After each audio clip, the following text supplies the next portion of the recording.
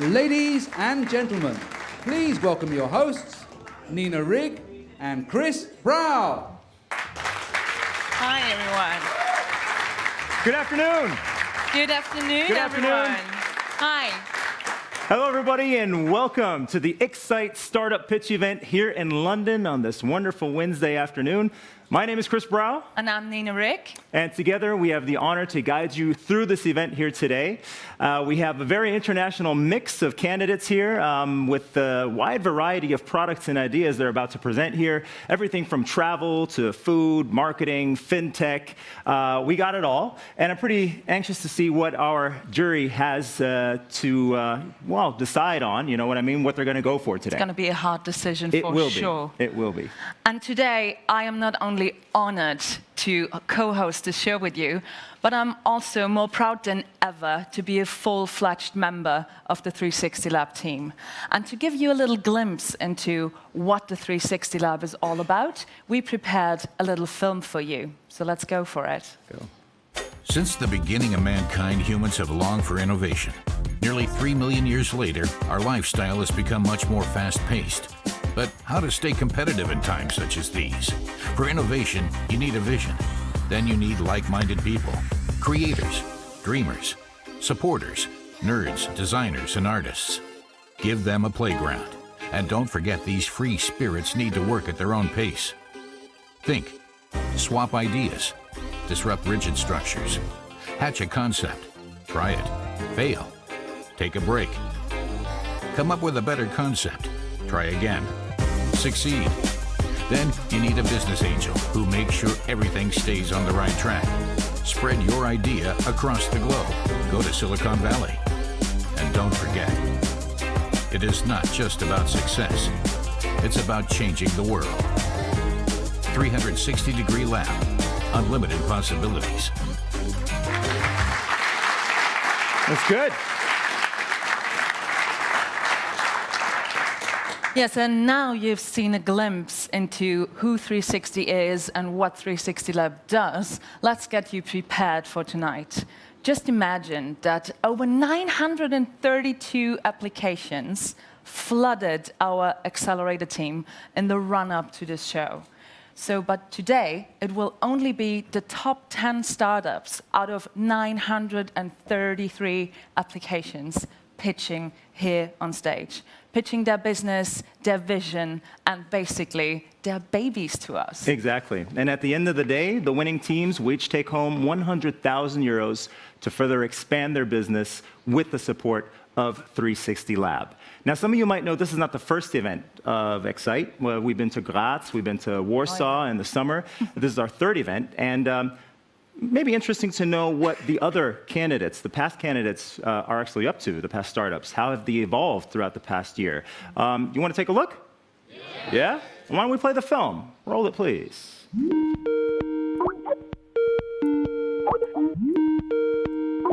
Hi everyone, my name is Caetano. I'm CEO and co-founder of GoApp.pet. Hi, I'm Paul, CEO and co-founder of HeroCoin. We are Claserium, and we were so happy when we got selected to the Xcite program. Hi guys, this is Mark from Pink. Hi, I'm Rupert from Pink. Hi, I'm Dirk from Algoly. For us, joining 360 meant everything. We got a lot done. We received great mentorship, great support. The program is so tailored around the individual needs of each of the startups. They have such an incredible breadth of network through their businesses that they've already got. We ended up working with them on our strategies and direction, so it was really a powerful program. We have workshops with the team at 360 Lab. These guys advise us, coach us, and actually what's great about it is it gives us time to think about the big problems that we're facing. We have WhatsApp chats and can talk to anyone at any time. We had users registered in more than 30 countries, and for sure, this was only possible with the help of 360 Lab. We had the pleasure to hire 4 more people. We grow our revenue by a factor of more than 30. We did grow in customers as well. We had 0 customers when we came in. Now we have 5 to 6 different pilot projects. Last month alone, we had more than 18,000 new registered users. The answer to that is unequivocally yes. I would definitely highly recommend the 360 Lab Accelerator and the Xcite program to anyone who is serious about their startup. The guys there really understand how to scale companies at scale, like true scale, like 11 million users scale. Even just the coaching session, everything before the Xcite and at the Xcite. And if you get through, it's definitely worth it. We're currently in a 1 million seed round, and we're already talking with 3 different VCs around the globe. We're going to have the next funding round, and we will use this funding round especially for scaling and international growth to become the #1 iGaming provider for esports. Right now, we've just opened up our Seed B round, funding round, and very pleased that obviously 360 are going to support us through that. We're really, really looking forward to join 360 Lab in San Francisco early next year. And our next steps is actually growing and focusing on our B2B segment. And we know it's going to be an amazing future. Thank you very much, and enjoy the Xcite event. Bye. So good luck for all the future startups, and hopefully you get selected. Hopefully you get selected. All right.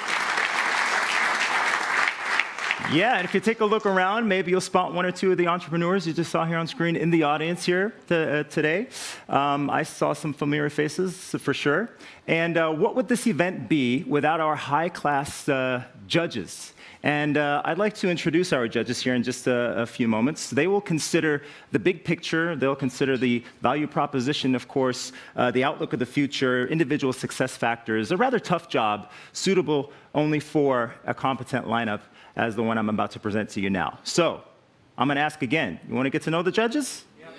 As if you had a choice, right? All right. So, ladies and gentlemen, please welcome Berthold Baurek-Kalik.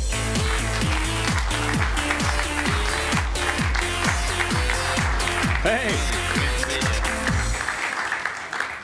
So, Berthold, great to have you.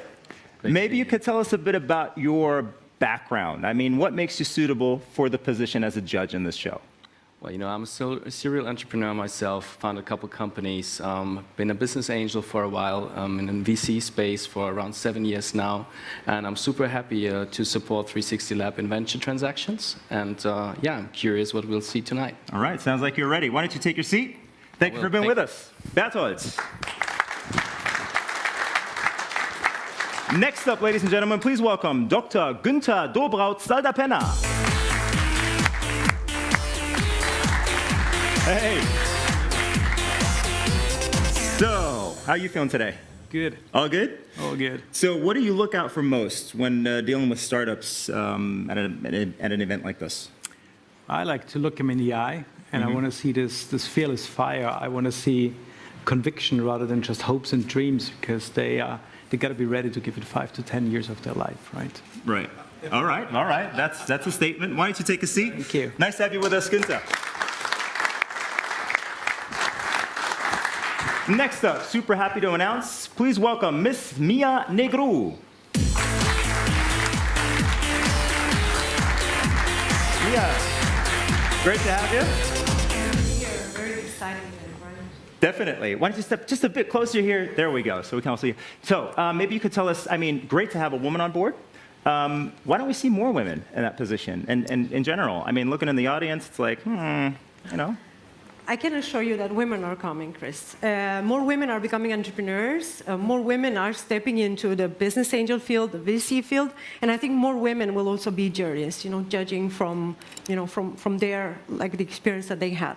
So I'm pretty sure more women will be coming on the space. Well, we're happy to have you for sure. Why don't you take a spot right in the middle? Mia Negru. Next up, let's keep the energy up. Let's show him some love. Here is Felix Uitz.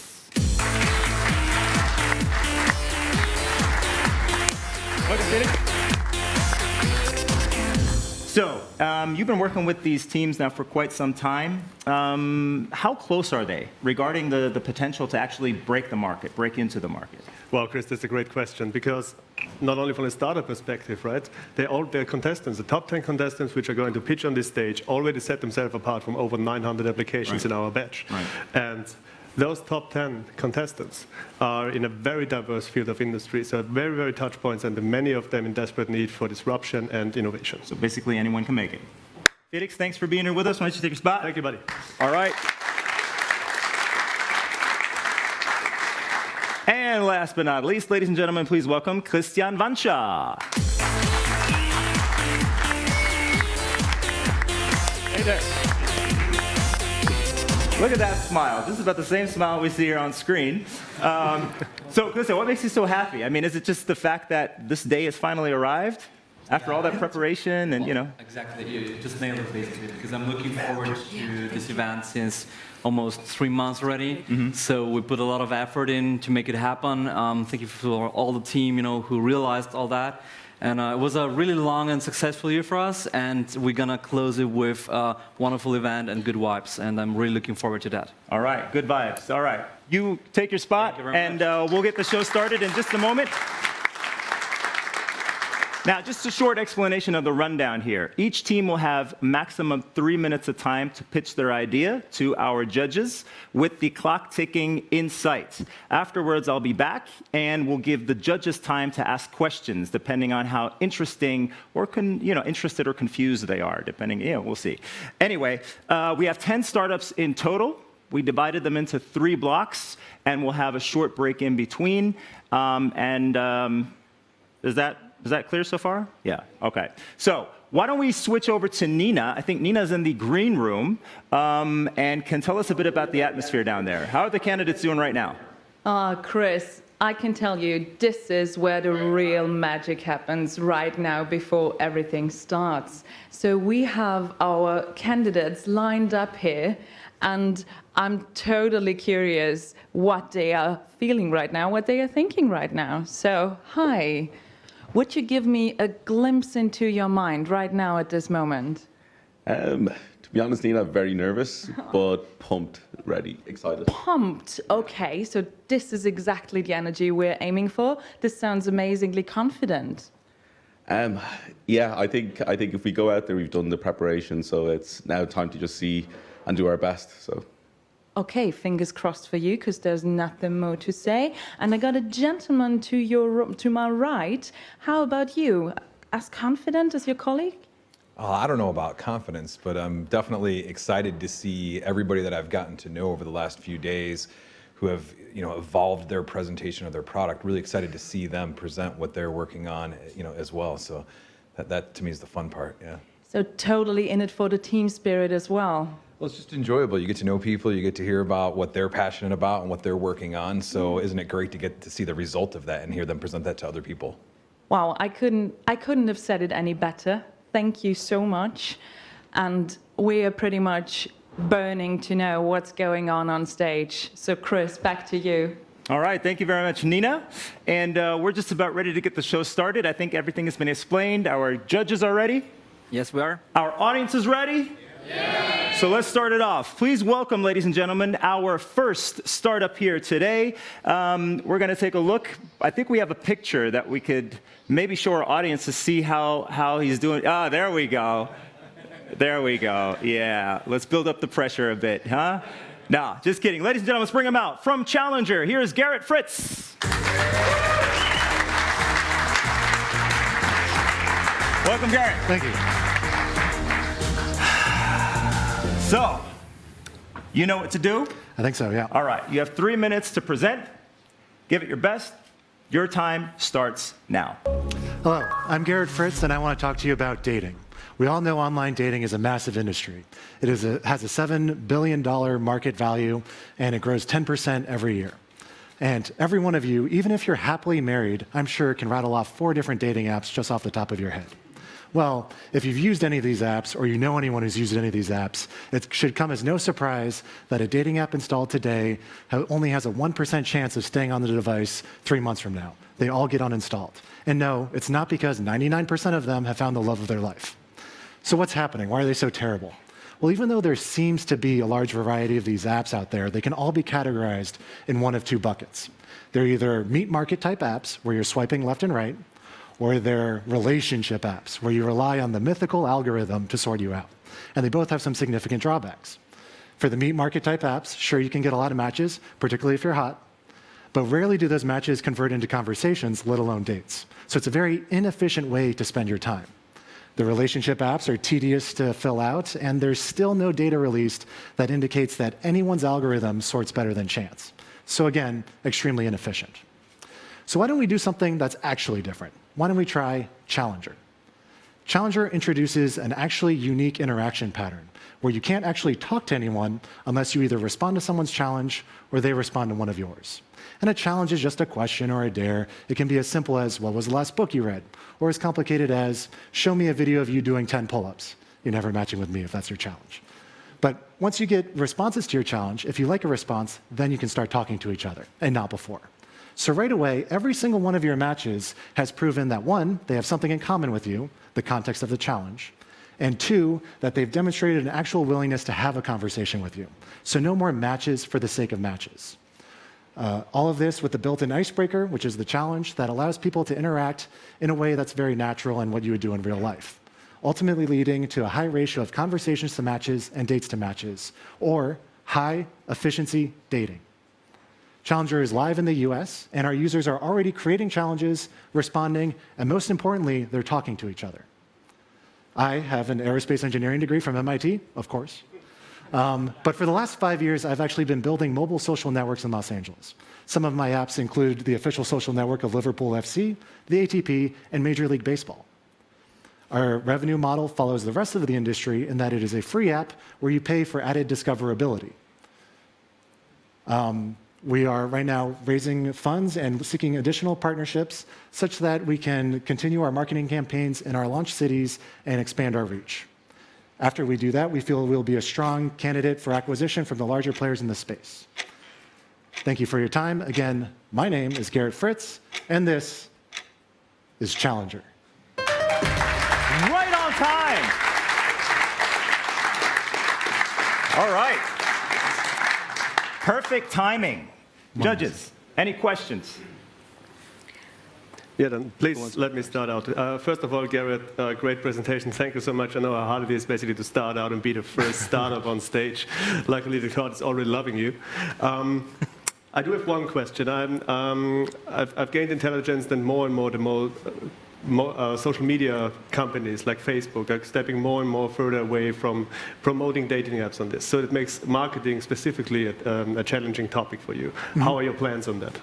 Marketing is definitely the area where I'm seeking the most help. But we've engaged a marketing firm in Los Angeles for the last 2 months, which has helped with our brand positioning statements. We've been able to test several of our taglines and where we should sit in the space. And that's where high efficiency dating actually popped out of, where those pain points are. We've been running a limited set of paid advertisements on both Facebook, the Google Play Store, and the App Store. And our cost of acquisition is less than what I was expecting. It's at around, hovering now, $4 to $5 per install. So even though, yeah, marketing is tricky, since user satisfaction is so low in this space, and people who have dating apps don't just have one dating app, they have 4 installed, it seems like picking them up is no problem. And everyone we've talked to who listens to the spiel and what we have to offer is very excited. Mm-hmm. All right, thank you. I'd be curious about your team. In early stage companies, what matters the most is the team. And I understand in early stage you have a small team. How would you grow? How would you attract talent? Will there be more people joining from MIT? Do you need more of those? How is tech relevant, and what kind of people would you attract to the company? Exactly. So you're looking at the main developer right now. It's a native iOS, Android app, backends in Node.js, all in the cloud. I wrote every single line of code. I don't have to keep doing that because I do have a partner who is a couple MIT colleagues of mine, so yes, more MIT, who has a software development firm who is chipping in as far as increasing our scalability and making sure we're solid there. Where I am seeking more help, and really a co-founder at a co-founder level, is that CMO person to really help kind of move us to the next level, even though I'm working at it now, that's really not exactly my strong suit. So hopefully the partnership with 360 will kind of help in that direction, and it already has a little bit. So. Thank you a lot. I'd be super curious what you think, Günther, from a legal perspective. Do you see anything that is critical in dating apps? So I have to be the bad guy, huh? Put the lawyer in Someone there and has. let the positive energy go out of the room, yeah. I can do that. Well, disclaimer first, I come from the generation that managed to date without apps. And I even got, to convince somebody to spend hopefully the rest of her life with me. So I'm still struggling with the concept of dating apps anyway, but I understand you want to create a positive experience. So one thing I would be worried about is if there's negative experiences, how do you deal with things like indecent behaviors? So I've seen you're inviting people to share things, but some things that get shared could be inappropriate. People are terrible. And we kept that in mind right when we launched the platform. So right now, we do have content moderation for both images and video. Fortunately, I don't have to look at it. Amazon's looking at it. So we do catch about 2 or 3 private parts a day. And the men who are sending it across, and women don't seem to do it, but the men think it goes through, the women never see it. So that's right from the get-go something that we launched, and I launched that actually before Bumble announced it. So got them. Also, the challenges that appear in the feed, you can create any challenge you want, it's no problem. Whether or not it gets featured goes through a slight pre-screening process. So it's pretty safe and something that was always on the forefront, because a new dating app, if it gets labeled immediately as kind of a trashy place to be, you're not going to get any traction. So that's the rule 1 when we created it. We'd have 1 more minute. Yeah, can I actually ask something? Please go for because majority of entrepreneurs are starting something because they have a why inside. They either experience something, by themselves. So I'm thinking, how did you start? And if it wasn't something that you experienced yourself, then what is going to drive you, to still go when it's going to be hard? Thank you. That's a great question. So I'm married. I've been married for 3 years, been with my wife for 10, so I haven't actually used very many dating apps. But as you saw before, I have spent the last 5 years very much in the mobile app, social networking space. I did move from aerospace to that space, mostly to be with my wife, but it did open my eyes to a whole new industry. And my passion absolutely is building solid products that people love to use. And it's just nothing but building these apps, seeing users use them, see where they're running into blocks, iterating on those and increasing those retention numbers. And that's just super exciting. It's problem solving at an ultra light speed pace. And just a slight side note, you don't want someone to be the CEO of a dating app who's single, because then once they get their date, then they're done with it. And with that, we're going to close this questioning. Ladies and gentlemen, let's give it up for our first candidate here today, Garrett Fritz. Thank you, Garrett. All right, now we know how it works. So let's welcome our second candidate here today with a big round of applause. Here's Leah Rosa from Nival.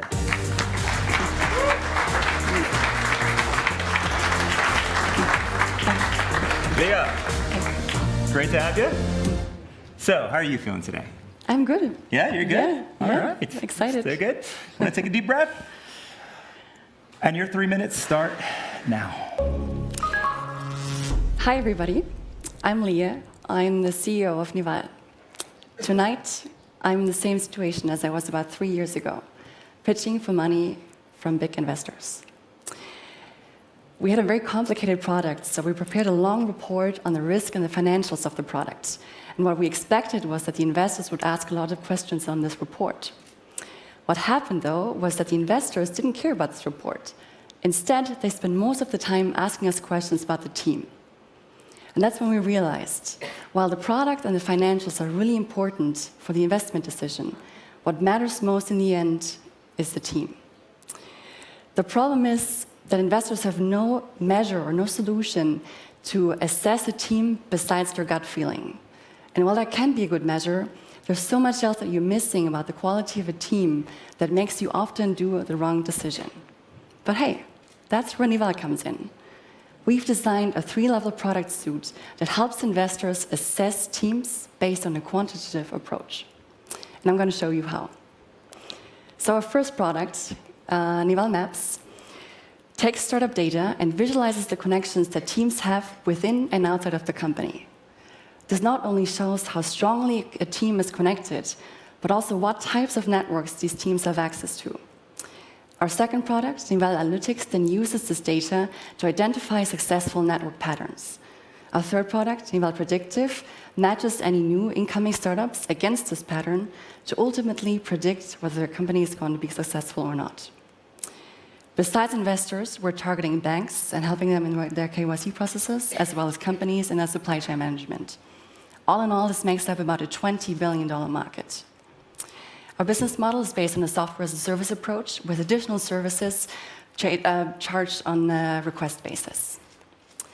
These are our competitors, and we believe what differentiates us from them is that we're able to detect connections in data sets and analyze them. And that's proven quite successful, because in the last 9 months, we've launched our product and we've acquired over 500 company users with a 30% monthly user growth. We're also proud to be having 2 pilot projects with top 5 German banks. And we want to continue that way. In the next 2 years, we want to launch our second product, Nival Analytics, and turn this large user base that we've generated into paying customers, achieving a massive revenue jump. How can we do that? Well, we have a pretty amazing team, which is very diverse and unique in the sense that we're very technology-oriented, but also bring a lot of experience in the venture capital, banking, and leadership industry to the table. We believe 360 Lab is a strong partner, and together with you, we're ready to scale. Thank you. Let's give it up. Leah. Wonderful. Oh, a soothing voice, eh? So, judges, any questions? If you don't mind, I'm going to start. Well, thank you very much for the presentation. You really did very well. Thank you. But I think there's a very obvious question what everybody in the room has. So, like, connected to this question, I have also sub-questions. There's like 2. Where is the data coming from, basically? Mm-hmm. And I guess it's kind of user-generated in a sense. Mm-hmm. And the second question related to that is, how is your plan basically to onboard commercial registers? Because that's the most interesting part as well, in order to scale quickly for you. Definitely. So there's 2 big types of data sources that we use. First of all, we have profiles where startups enter the data themselves. So based on the investor or the incubator, they enter their data in a profile. The second part is public data sources like Crunchbase or LinkedIn. There's also a lot of company registers out there. In Germany, it's called the Handelsregister. They provide APIs in the exact structure that our database looks like. So we're very flexible in onboarding new databases or public registers on a kind of a technology side. So that's kind of the beauty of what's in the back end or under the hood, you could say, of the product, is that we use a data structure that can incorporate any type of database that you can think of. And it happens like that, basically. Mm-hmm. Other questions? I would have a question. Maybe now I'm the bad guy in the room a little bit. No, won't be that tough. I recognize that you have a current business model now, and then there's 2 fields you want to tap into: supply chain management, if I got that right, and business KYC and banking, which is obviously 2 fields that are highly specialized. Why don't you stick with the core product for the startup evaluation, which I think is a great market and it's definitely a problem you're solving there? Well, for the next 2 years, that's our plan, to stick with this market. It's just, we're a startup. We're shooting for the moon. So if we stick to a market that's limited, like the venture capital markets, then, I don't know, I mean, how are we shooting for the moon? We want to go big. So there's markets that we have to tap into that go beyond what we're doing right now. And of course, they're highly regulated. But in the end, I mean, if there's no challenge, then where's the fun? Okay, so you're taking on a battle.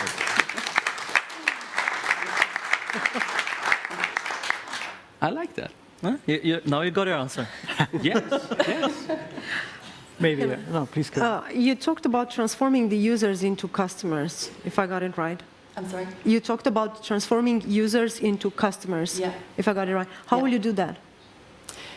We have 5 acquisition channels that we've established so far.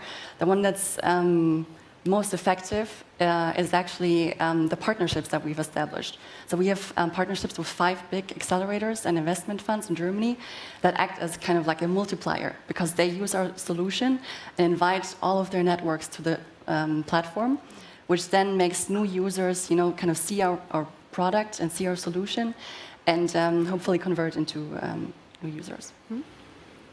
Great, thank you. Maybe related to that question, sorry, I asked already once, but can you give us a practical example, since we are also Accelerator 360 Lab? How would you use us as a customer or user? As a very practical example. Yeah. So on your website, there would be a button that says, apply to our program with Nival. And then startups would be redirected to our platform. They would see a list of information they would have to fill in to be part of your program. And then they would join a big visualization, a big dashboard that shows your network and kind of their network and how it fits in with the network that you're providing as an accelerator. 50 seconds. So I quite like the idea of going after the RegTech market, right? Because there's a huge challenge for the banks that they welcome. I think there's a couple of proposals out there to solve that for the KYC part, but there's huge complexity because the data you would get in the German Handelsregister is a different one than in the Swiss one, GmbH, shareholders disclosed, limited company not. How do you deal with that, just for example, across Europe? Different registers that we have to access? Yeah, and the different kind of information provided or not. Real quick. Well, it's a complex question. I'm happy to talk to you about it after the show. Good answer. All right. Give it up for Leah. Thank you, Leah. Got the right mindset, that's for sure, right? Ship is safe in the harbor, but that's not what it's built for, is what they say, right? So, why don't we bring out candidate number 3, ladies and gentlemen, and please welcome with a big round of applause from Optimize. Wait, let's take a look. Is he there yet? Yeah, he is. All right. He's like, yeah! I was about to get on stage already. Give it up for Kingsley.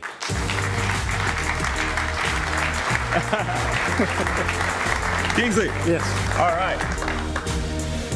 Now, your last name, right? Kingsley Kwala Kongenyu? Yeah, it's a tongue twister, but I don't try to pronounce it. That's what they told me too. They said, just say Kingsley. Yeah, Kingsley's fine. So Kingsley, tell me, how do you feel standing on stage now here in London? Excited. Well, yeah. Determined. Name of the game, right? All right, so your 3 minutes start now. Enjoy. Thank you very much. Hi, everyone. My name is Kingsley, and I would like to talk to you today about a real and pressing problem in the shipping industry: cargo claims. Our industry is one of the oldest in the world, and in over 100 years, not a lot has changed. International trade today is worth $32 trillion, and 90% of that is transported by sea by the top 10 shipping lines in the world. Today, because of high competition and reduction in margins, shipping lines are creating new time-sensitive products in order to help guarantee customer loyalty. But the problem is, in the event of damage to cargo in transit, it takes about 6 months and 10 participants from about 2 countries to resolve these problems, costing customers up to 30% in claims costs. We know this to be true because in the last 13 years, I've worked as a claims expert, both in the shipping side and the insurance side, having lived and worked in London, Buenos Aires, and Johannesburg. And this is my second company in this space. This deep industry knowledge led us to build a digital platform that connects cargo owners directly to shipping lines, taking out the middlemen and empowering both sides with predictive algorithms to help automate the negotiations, bringing down the current negotiation times from 6 months down to a few clicks with an up to 70% in cost savings. And what is interesting is the data which is required for our prediction comes from my previous startup. Our market is huge. We are talking about 138 billion worth of perishables damaged in transit every year, 12.5 billion in pharmaceuticals, and 15 billion in the insurance industry. Our business model is simple. We use a subscription model for shipping lines, and we use a commission-based model for insurance companies and other cargo owners. We have been selected by Lloyd's of London to help innovate in this space. We have contracted with one of the largest shipping lines in the world, and we have a funnel of warm leads prepped for 2020. Our financials are solid, and we are well on our way of achieving our projected 45 million in revenue by 2023. We have a strong team consisting of Tim, our CTO, who brings with him over 10 years as a specialist in the automotive industry, and Bob, my co-founder, who brings with him over 18 years as a business specialist in the financial industry. We'll win against lawyers and recovery agents by focusing on low-value, high-volume, non-complex cargo claims, which forms about 80% of our industry. So why us and why 360? Well, because we bring very specialist knowledge in the most scalable B2B market, and we would like 360 to help introduce us to the world. Thank you. Thank you, Kingsley. So, once again, it's up to our judges. Any questions? Yeah, thank you very much, Kingsley. This is especially one of those industries I was referring to at the very beginning. Huge potential, and the last innovation cycle basically has been years in the past. So when it comes down to your business and how you're going to scale your business, could you give me an indication of what is your expected timeline, and what is the first customer group you want to address? So let me start with the first customer group we want to address. We would like to start with the transporters, so shipping lines and other means of transport. And the reason is because these are claims aggregators. So think about when shipping started, when the container started. A single ship could transport about 80 containers. But today, there are vessels that can transport up to 24,000 containers. So that means if we onboard one shipping line, we are already global. Now, how are we going to onboard them? We have worked extensively with shipping lines in the world, and so we understand their pains very intimately, and we are providing them significant value. Now, in terms of how long it takes to acquire them, that is one of our biggest challenges. Our sales cycle so far has been up to 8 months. But if you compare that to other B2B industries, it's not so bad. But because we are so ambitious and driven, we'd like to reduce that sales cycle. I love your deep sector expertise, but let's probe how aware are you of what's going on around you, right? I mean, most of the big logistics companies are now getting behind blockchain technology and smart contracts. How is that factoring in your thinking and planning? Thank you very much. The first accelerator that we took part in, one of our mentors was IBM. So you may be aware that Maersk and IBM had formed a superhighway called TradeLens, which was meant to be the single point of truth for international trade documents. Now, because we are creating this digital platform to connect cargo owners and transporters, we will be able to do 3 things on the blockchain.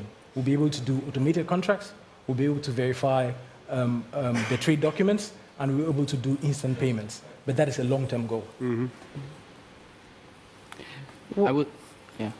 Yeah, what if there will be no claims? Because, for example, I come from the country of Maersk, and they're already working on some of those issues that you put on the screen about the food waste and everything that comes, at the core of the claims. Thank you very much. Having a scenario where there will be no claims is probably miles away. And I'll just bear with me a moment while I explain.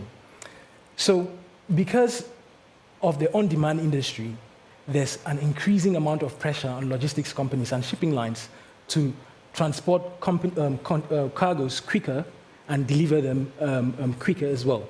So what that means is the logistics chain is becoming ever increasingly complicated. So wherever there are human intervention or human interaction in the logistics chain, there's bound to be damages. But I agree with you. Perhaps in the long term, there are going to be, hopefully, a claims-free industry, but probably not in our lifetime. Thank you. I was hoping that you addressed the ecological standpoint. I was shocked, to be honest, by the number. What was it? 138 billion is the damage on food waste that is in cargo? Right. So globally, food waste is 990 billion. But the fraction of food waste which occurs in transit is 14% of that, which is 138 billion. Yeah, does the solution would solve that in a way? I mean, it's not solving it, but it's covering, faster the loss of that. But the ecological footprint, it's big, but that's where the cargo industry needs to work on. But that's my feeling that on the way towards that, they will also solve the problem that you were addressing today. I get your point. Yeah. Interesting topic. We have 1 minute left if you have another question.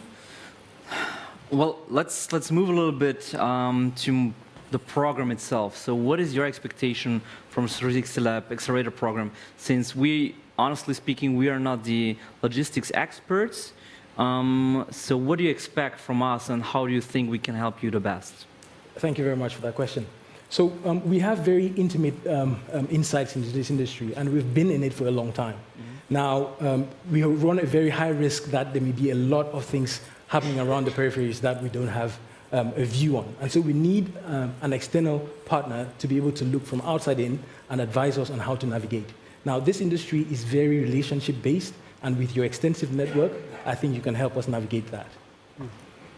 All right, and that wraps it up. Ladies and gentlemen, let's give it up for Kingsley. Thank you very much, Kingsley. So that was the first block. Not bad, huh? Good, good, good. Let's keep it up. Let's keep it up. And now I'd like to pass the word on to my wonderful colleague, Nina. I don't know where she is exactly. She should be somewhere in the audience. There she is. All right, Nina, maybe you could gather some opinions of our guests here, what they think of the first block so far. Yeah, so for me personally, it started as kind of a nail-biter because all of those startups are simply brilliant. So now I would like to ask you, young lady and young gentleman, what did you think of those first 3 pitches? I was actually really impressed. I thought the presentation skills of all of them was very smooth, and they'd obviously worked on their pitches a lot, and yeah, just really enjoyable to watch. That sounds good and entertained. What would you think, as an investor, which one would be your go-to investment startup? I think I really like Naval. I was just blown away by everything she said. She could sell me anything. You couldn't have said it any better. That was just absolutely amazing. So it sounds like our audience was impressed. I hope the jury was as well. And Chris, I give back to you. All right. So thank you very much, Nina. And let's continue with the second block of candidates here. And just thinking, you know, I think it must be nerve-wracking going through the process our startups have went through up to now. You know, I don't know if you know this quote from a pretty famous investor who was once in the same position as an entrepreneur. He said, as the CEO of a startup, I slept like a baby. I woke up every 2 hours and cried. I don't know if anybody here... Can anybody relate? Yeah, probably. So, you know, besides that, luckily there are companies like 360 Degree Lab that help you, on your way from becoming, an entrepreneur to actually building a big business. So time to meet the team behind 360 Degree Lab, and we've prepared a little video we'd like to show you. So roll the film, please.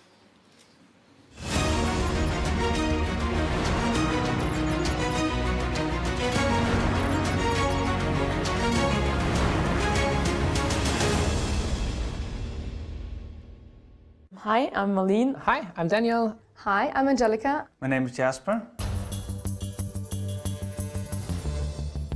I'm working as an investment analyst for our accelerator team. My tasks are mainly in the area of project management. I'm an innovation consultant at the 360 Lab as part of the innovation and consulting department. I'm the accelerator program manager of 360 Lab Accelerator. It is very hard for me to not get in the entrepreneur role myself, to say, oh, you just did this and you just did that. I get really anxious that I'm doing wrong screenings and giving away really good points for a startup that isn't good, or rating a startup's really bad that it actually is a good startup. I guess when the event is getting closer and closer, and we open the landing page and see the countdown running, like 30 days to the event, 29 days to the event. I think these are the moments where you, again, go through all the open tasks. I can remember one time I was in a spring meeting with one of the startups. Then it started getting very personal. So daily struggles and being under pressure and all that. And it was really just sharing feelings and experiences. And it may sound cheesy, but it was really just being there and listening. And at the end, he really said, thank you. This is actually one of the good things about the Xcite preparation days, to get to know the the people behind the startup, behind the application in person. I personally scouted one of the startups that made it to the final for our last batch. And when their name got announced as a winner, that made me really happy and proud.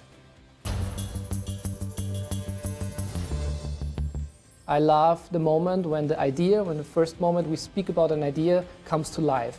I really like it that I get to see these amazing journeys. So seeing how the startups come in, starting the program, all very exciting. The best thing about my job is to get to work with so many founders and inspiring people and dynamic people with a really amazing drive.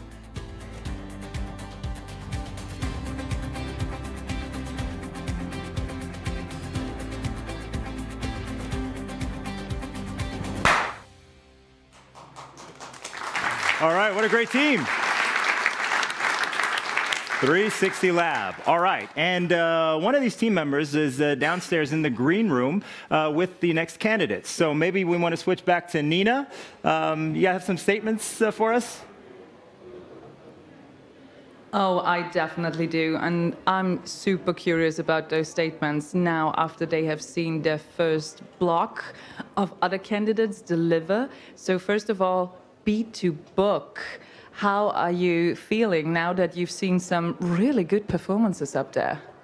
Everybody was very, very good, honestly. So the competition is tough, and we like that. So we are ready. Let's deliver. That's it.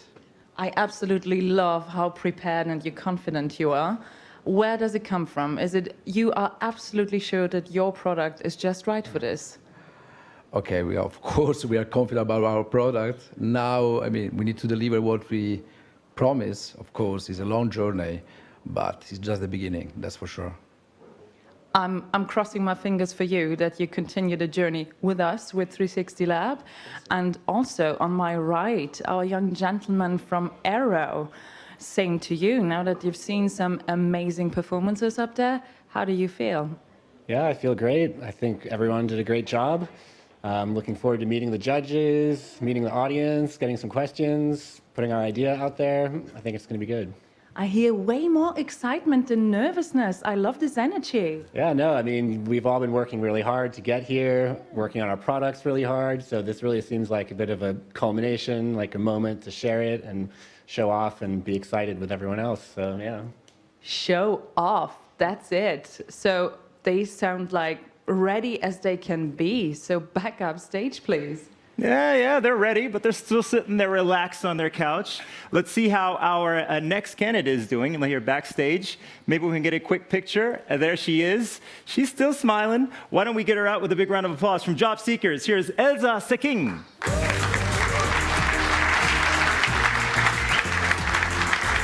Elsa, great to have you. Thank you. So, you seem happy. You seem relaxed. I am excited. Really? Yeah. All right. So we don't want to keep waiting any longer. Your 3 minutes start now. My PhD in infectious diseases would not have led me to a career at Job Seekers, but my transferable skills and culture fit have led me to a career at Job Seekers. Now, this is the USP of the service we provide. My name is Dr. Elsa Zakeng. Let me introduce you to Job Seekers. Job Seekers was founded on the following premises. Unconscious bias hinders diverse recruitment. Diverse teams outperform their competitors by over 40% in profitability. Culture fit is the glue that holds an organization together, and video is the future. By 2025, more than 75% of the world's workforce will be millennials. And of this, over 80% of millennials consider how they fit to a company's culture before taking a job opportunity. Now, Job Seekers is a careers platform that mitigates unconscious bias at the sourcing and screening stage of recruitment to increase diversity and inclusion and to decrease churn. It starts off with the ability to discover companies and the job opportunities. Next, you swipe right to apply for a job, and the Job Seekers culture fit algorithm matches a candidate to a potential employer. It produces an overall percentage fit score, which is presented to the employer anonymously, as can be seen in the lower row. The employer then pays a fee to reveal and engage with this candidate, as can be seen on the higher row. From there on, our in-app video communication tool will drastically reduce the time and cost during the interview process. Now, job seekers is free for employers to post their jobs and free for candidates to use the platform. If you're comparing us to Indeed, for example, you get more than a CV. You get a pre-qualified candidate. Or if you're comparing us to a recruitment agency, you get a candidate that fits to the culture fit, to the job opportunity, all at a fraction of the cost of traditional recruitment methods. This process is unique to job seekers and has been curated by GCHQ. So far, Job Seekers has launched its beta app, engaged with over 10 employers, 3,000 candidates, and has gained 3 requests for strategic partnerships and for white labeling our solution, including a request from Sir Stelios, founder of EasyJet. Job Seekers has successfully taken part in the GCHQ and Wire Accelerator, Pitch at Palace, and our CEO has been nominated as one of the top 50 most influential black voices in the UK tech industry.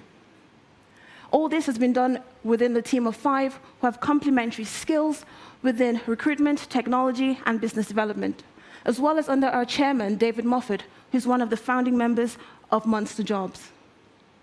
Job Seekers is moving from beta to alpha, and with 360 Labs partnership, we'll be able to quantum leap our substantial growth across the UK and the European markets.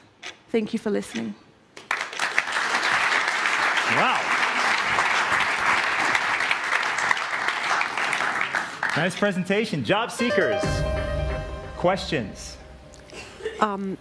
How much can you actually describe a little bit how you do the culture fit algorithm? So the culture fit algorithm is based on the psychometric culture fit test, which is a questionnaire that is based on the Big 6 personality traits that was developed by the University of Cambridge. Now the candidate will fill out this questionnaire, which will be matched to the employees of the company that they're applying to. And structured interview questioning is the best form of interview questioning within the recruitment space. Yes, okay. Thank you. May I add a follow-on question to this?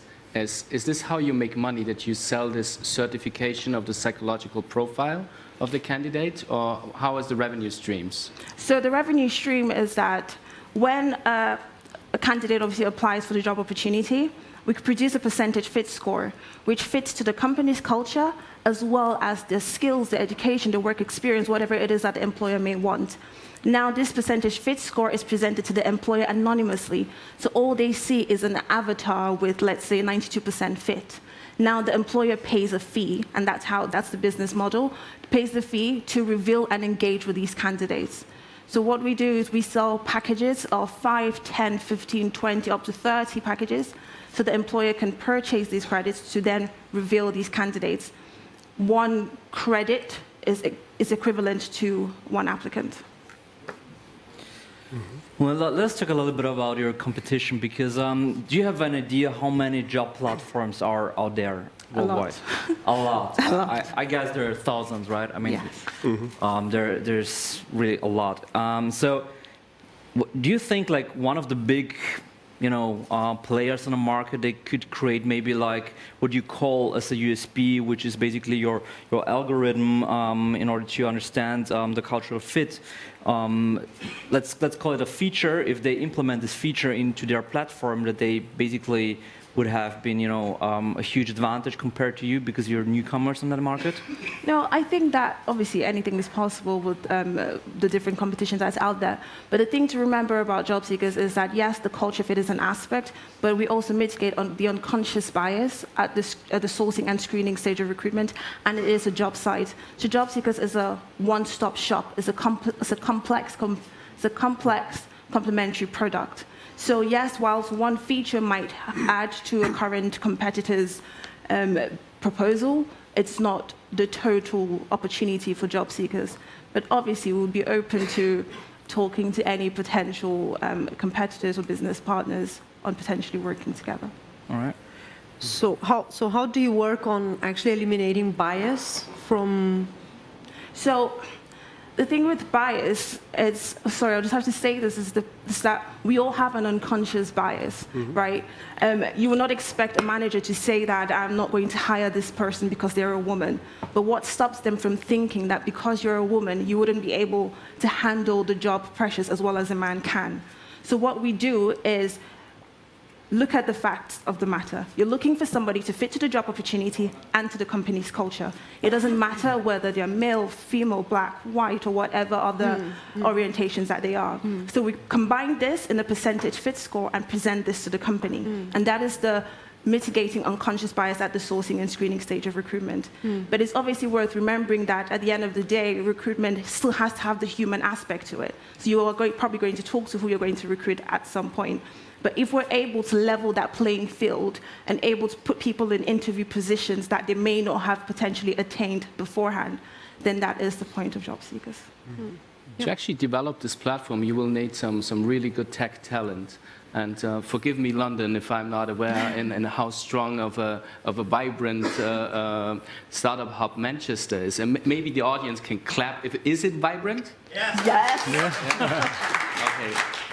Okay, so these people probably know much better than I am. So are you comfortable that you could hire talent for your company that you need to actually develop your product? Absolutely. Currently, we're using developers that are from Blueback who have currently developed the 3 mobile app, but also we've had exceptional mentorship from the GCHQ engineers who, in England, we know they're the creme de la creme, but we have a very strong network as well within the job seekers team to be able to hire that talent. Is that quick enough? That was super quick. Let's give it up for Elsa. Job seekers. Great job. Take that. You want to take it. Just looking at Elsa's team over here. You guys were happy, huh? Yeah. All right. All right. Super. So let's keep it going with our next startup. And let's see. Is he ready? He is. Let's bring him on stage from Satoshi Wallet. Here's Tobias Kress. Give it up. Tobias. Oh, Switzerland in the house. Okay, so your 3 minutes start now. So hello everybody, my name is Tobias and my standard password on the internet is Katharina123. I'm just kidding. Everyone is dealing with more than 100 passwords. It's a nightmare. Do you think that password manager apps can help you? Not really. They do not protect you from phishing attacks, but that's where the most security breaches come from. Cryptographic signatures based on crypto keys, they're much more secure. And that's why the big tech companies teamed up and created a new standard. It's called FIDO2. And it's going to replace the password in the next years. But it's got one disadvantage. It's linking your login to a piece of hardware, like your phone. But if you lose your phone, you're screwed. Luckily, we got a solution for that. Our Satoshi wallet is going to manage all of your keys. And the good thing is, our security is not relying on hardware, but on your social network. So you're storing recovery data with your friends, and they help you to restore your key once you lose your phone. We call that social recovery. So please don't mistake our services with things like login with Facebook. We are not centralized. So your key is always in your exclusive responsibility. No one will ever have access on it, neither we nor your friends. Cryptographic signatures are one of the fundamental technologies of blockchain. That's where our team gained experience in the last years. Our recovery technology is well known in the blockchain area, and even Vitalik Buterin, the inventor of Ethereum, said that that's the future. We are targeting the market for password manager apps. It's already almost a $1 billion market. It's fast growing, and with FIDO2, it will even grow faster with around 20% per year. We will run a freemium business model for our app and top that with additional revenues for selling hardware tokens. Last, but definitely not least, we have a built-in viral marketing function. So when you use our wallet, we recommend you to have at least 3 friends storing your password or recovery data. So that means when you recommend our app, you're increasing your own security. Isn't that a very good motivation to do so? So finally, we've proven our technology with our Bitcoin wallet. And well, now we're ready to conquer the market for online security. So I hope you jump on board and let's do it together. Thank you very much. Thank you, Tobias.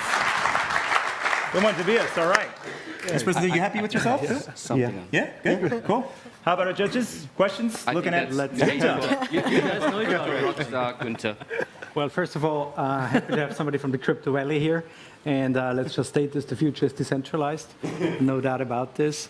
I think you're addressing a super important issue. I mean, I got wallets coming out of my ears, right? Cold wallet, hot wallet, lukewarm wallets, whatever, everything in between.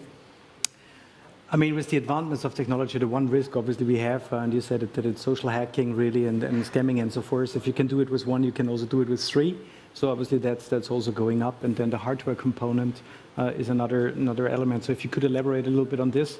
I assume you're not just freezing it in time and have one dominant design, but you're going to continue to develop that on those two dimensions? Well, if I got you correctly, so the idea is the Satoshi wallet is like the central storage for all of your access data. And you got a lot of possibility how you use it. So either you use it directly to authenticate, or if you want to use hardware tokens, you can bring the key from our wallet on the hardware devices. So, but the most important thing is there's one master key. Everything is derived from that master key, and that master key is protected by your social network. So, and whenever you lose something, you can always recover with your social network, and well, we think that's a smart solution. Just make sure they don't go on a plane together, huh? Well, that's exactly my question, basically. Sorry, I guess it's also yours, right? Yeah, right. But I just wrote down, what happens if my maybe best friend is not my best friend anymore, or somebody, you know, of my protectors, you know, dies, right? So I don't hope so, but you know, everything can happen. So how does you deal with it? Well, there's two things. First of all, you're sharing recovery data mutually. Mm-hmm. So if he's protecting you, you're also protecting him. One friend is enough to recover because we have some other information on our server. And that's why we say you better have 3 friends having the data, because if you break apart with one, you have 2 others. Or you can even have more. So I have, in the meantime, more than 40 people with being in protector relationships. Mm-hmm. Okay, then finally I want to ask the question, how do you monetize your product? Mm-hmm. How do you make money with it? Mm-hmm. So, I mean, today's password manager apps have a proven business model. They all run on freemium business model. And the app that we're providing is more or less replacing what we do today with a password manager. So that's the one source. And the other thing is we will provide special hardware, which can be linked with our wallet. And we're going to sell the hardware, and that's the second source of revenue. Are you going to produce the hardware yourself? We have already spoken to some partners and checked the technical feasibility. Before we go in production, we're going to make an RFP and find the best and, well, cheapest partner. All right. Okay. Maybe we take a step into what really matters in a startup is if there is no business case, you don't make money. At least I don't know a wallet that actually makes money being just a crypto wallet, right? And I mean, maybe this young gentleman has found something where, you know, with password management, he could actually make a business out of a crypto wallet. Is that right, or am I wrong with that? Well, there is some wallets who make money, but I'm interested to hear it, yeah. Well, I mean, that was one of the ambitions. So I think we have a really great technology, and we've proven it in the crypto space. But in the crypto space, just with a wallet, it's not where you earn the money. It's correct. You earn it with third-party services. So we were thinking, how can we leverage our technology? And well, if now cryptographic signatures are becoming important for access management, that's the natural step to go. So there we're going to leverage our technology. We're going to enter a market where people are used to pay for apps. They're used to pay for services. Well, and we've seen that's the good business case for us. But how difficult would it be for another crypto wallet to adapt this password solution and offer it to their clients? Because if it works, it's obviously smart to copy. Mm-hmm. Well, the password recovery functionality, which is our USP, is something where there's a lot of development in. We have first talks with patent lawyers. They're just checking if there's things in that we can get a patent on. And I see at least a competitive advantage of 6 to 12 months on that topic. Mm-hmm. 30 seconds left. At least he's not saying no. I'm waiting. No, I'm just struggling. I'm looking forward to the discussion after this session. I'm just struggling with the fact that you have stuff on your server, because I'm a decentralization disciple, right? So I don't like stuff centralized anywhere. But let's have a discussion afterwards. All right, and we'll leave it at that. Ladies and gentlemen, give it up for Tobias. Bye. Thank you, Tobias. Thank you for the questions. And now, once again, he was pretty chill on the couch in the green room before. Let's see how he's doing now backstage. Let's give it up for our man from Italy, ladies and gentlemen, Fabio Angeli Buffalini, B2Book. Give it up. Thanks, Chris. Thanks a lot. I hope I pronounced that correctly, right? Very good. Yeah, very good. Yeah. Buffalini, yeah? Buffalini. Buffalini. All right. So, your 3 minutes start now. Okay, hi everyone, thanks to be here. B2Book is an apartments distribution system. We are here to disrupt the global apartments distribution. First of all, I have a question for you. Did you know that many people still use travel agents to book their vacations? Just to give you a number, last year, travel agents has made more than $300 billion reservation just for hotel bookings. What about apartments? It's very low. Do you know why? Because the biggest B2C portals, they manage roughly 80% of the global offer, and they cut it off all the travel agents from the distribution of this product. They can only get this at very low commission level. For this reason, we have created B2Book. We get properties from integration with property management company, PMS, channel manager. And in this way, we are live with 120,000 apartments globally for travel agents, and we plan to make 1 million listings by the end of next year. This is our target, travel agent, retail, and tour operator. Integration with B2B wholesaler, and still we have done many agreements. Integration with online travel platforms, and of course, also airlines. They can sell, in addition to flight, hotels, also vacation rental apartments after integrated with us. We are going to start a pilot next year with JetBlue, the second low cost in US. Last but not least, corporate. We just signed an agreement with Poste Italiane for their welfare program for 130,000 employees. So this is our business model. As an example, €100 per night. The property manager decides the commission level is willing to give, let's say 18%. That is the same cost that he has in the other platform. We keep up to 5% as a service here. We are able to provide 13% average that is quite double of the market average right now. So we are the only pure B2B operator. And believe me, this is crucial for travel agents. They don't want to share the data of their customer also with B2C portals.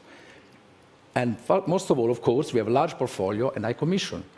So in 5 months, we have done more than 1,500 travel agent registration, and it's growing month by month. 10 requests API integration, B2B wholesaler and online travel platform. And we just completed the first one, and of course, the reservation are arriving. The market is huge. Our addressable market is 28 billion in 4 years, and we plan to make 3 million apartments in 4 years. That means 1 million bookings that will generate for us 50 million commission revenue for us. This is our team. We have all the expertise on the ground. Marco has 20 years experience as a property manager. I have experience in sales and marketing for multinational company, and Fabrizio is the developer that has done internally all the platform. So let's bring back travel agents to this vacation rental business, help them to digitalize themselves. Thank you. All right. So, quicker than you could drink an espresso. Judges, questions? I'd have one. You mentioned the market size of the bookings through travel agents. How big was this 5 years ago? Because in my perception, and I'm living in a very digitalized environment, and probably not the standard prototype person, but in my humble opinion, this is a market that is shrinking every year because everything goes online. So is this right, this perception? Of course, it's not like some years ago, but I can trust you. I can tell you that the market is still huge. I show you that it was 300 billion just on hotels. Of course, there is leisure business together, but the market is still very huge, and there are many, many operators that are looking for new solutions, especially to go online, to compete with all the other operators. So, believe me, the market is still huge. That I totally see. My question is, why don't you have the travel agencies actually pay for saving their business? Because you keep them in the business, as I understand. And I feel that, you give them double the commission. Is a good understanding, and it's very cheerful and appreciated probably by them. But I see that this could be a much bigger business case for you. I mean, the business case is important for sure, what you mean, but travel agents are huge. So probably I didn't understand correctly what you say, but the market is huge for them. So there is a big opportunity to keep them in this business because they've been cut off. If I compare travel agents, what they do for the hotel industry, that is a much mature market than vacation apartments. Vacation apartments is the booming market in the accommodation business. So there you go to the World Travel Market, ITB in Berlin, whatever, you see a huge market for B2B wholesalers that are dealing with flight, hotels. So it's much mature. Vacation apartments is just now, basically. It's booming in the last year through the arrival of Airbnb and the others. And the B2B sector, so travel agents, is huge also for them. But they just need to find the way to get the product at a very interesting commission level. Otherwise, they will sell an hotel to their final traveler. Mm-hmm. So that's where we want to fill this gap. Mm-hmm. What is stopping Airbnb to take this over? Airbnb is not present, as you said correctly, on B2B for travel agents. Nobody can stop them, for sure. They can arrive. To be honest, what I said before, we have been present in the last 2 years on the major travel trade fair. And we talked to many travel agents. Everybody say the same thing.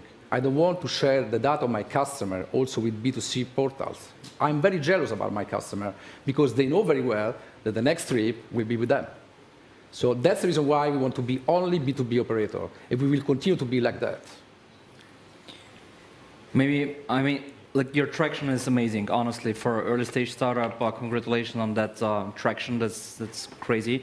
But since we are also working on projects in the same segment, we also know a little bit on the insights. And basically, what you do, you connect to PMS systems, right, where you get like all the content from, right? So this, basically, what you plan to do is being a PMS aggregator, right? In a sense, the question is why. Or what helps the PMS systems to approach the travel agency directly? Why do they need you as a buffer zone in between? It's a tough job to connect the travel agent for them. So it's another job. It's not their core business. So you said correctly, but I said also at the beginning, we are an apartments distribution system. This is what is missing in the industry. So we want to give the opportunity to travel agents to get this industry. And of course, PMS, if they want, they can do that. But it's not their job. They want to get properties and sell the properties, give to the property owners the software to sell the property to many channels. And we will be an additional channel. Let's be very clear. We have two main competitive advantages.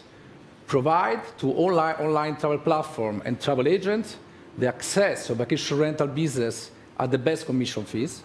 Second, give to the property manager, and we are also property manager in Rome, it's our experience, an additional distribution channel.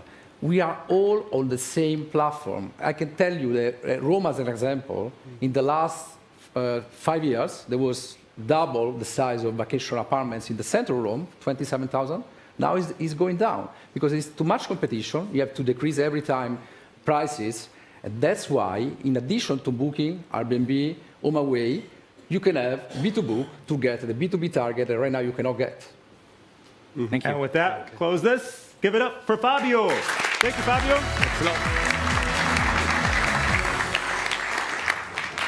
It's going for the latte there at the end. So, why don't we move on with the last candidate of the second block and see how he's doing. All right, let's get him on stage. From Aero, here is Randolph Mandastam. Welcome, Randolph. Yeah, thank you. All right, so take one more deep breath, and your 3 minutes start now. Go for it. Hi, everyone. I'm Randolph, one of the co-founders of Arrow. And we're working to make sure that you never have to worry about your battery again. There are 10 billion personal devices in the world. These devices run on batteries, and these batteries need to be charged every day. This truly has become a basic human need. And the markets addressing this need are huge and growing rapidly. Other companies are offering a solution to part of the problem. These charging brands are offering hardware that is not proactive enough. These consumer electronics brands are building battery management software that is not proactive enough, that is brand specific, and that is not giving consumers the results that they need. Here at Arrow, we're combining software with hardware to build a brand agnostic solution that is proactive and that can charge all of your devices. Our USP is our software, and it's patent pending globally. The Arrow app connects to the database and to our charging products and your personal devices to make sure that you never have to worry about your battery again.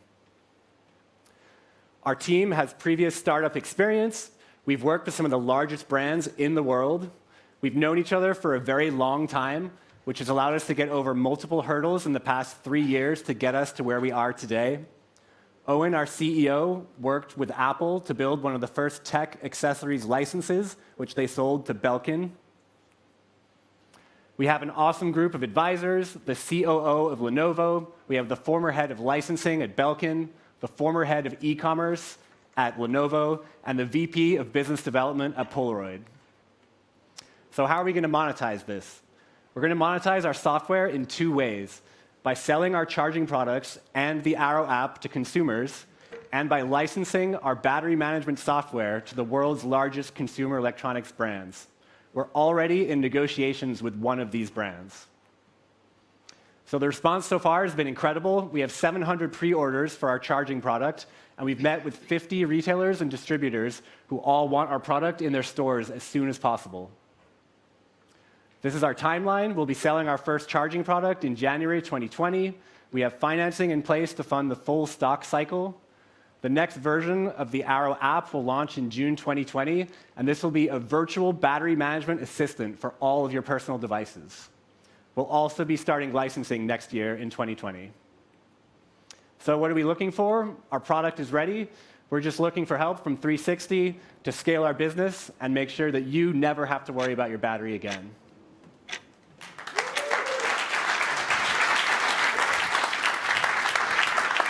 Good statement to wrap that up there. Thank you. What was the hardest part of the process so far?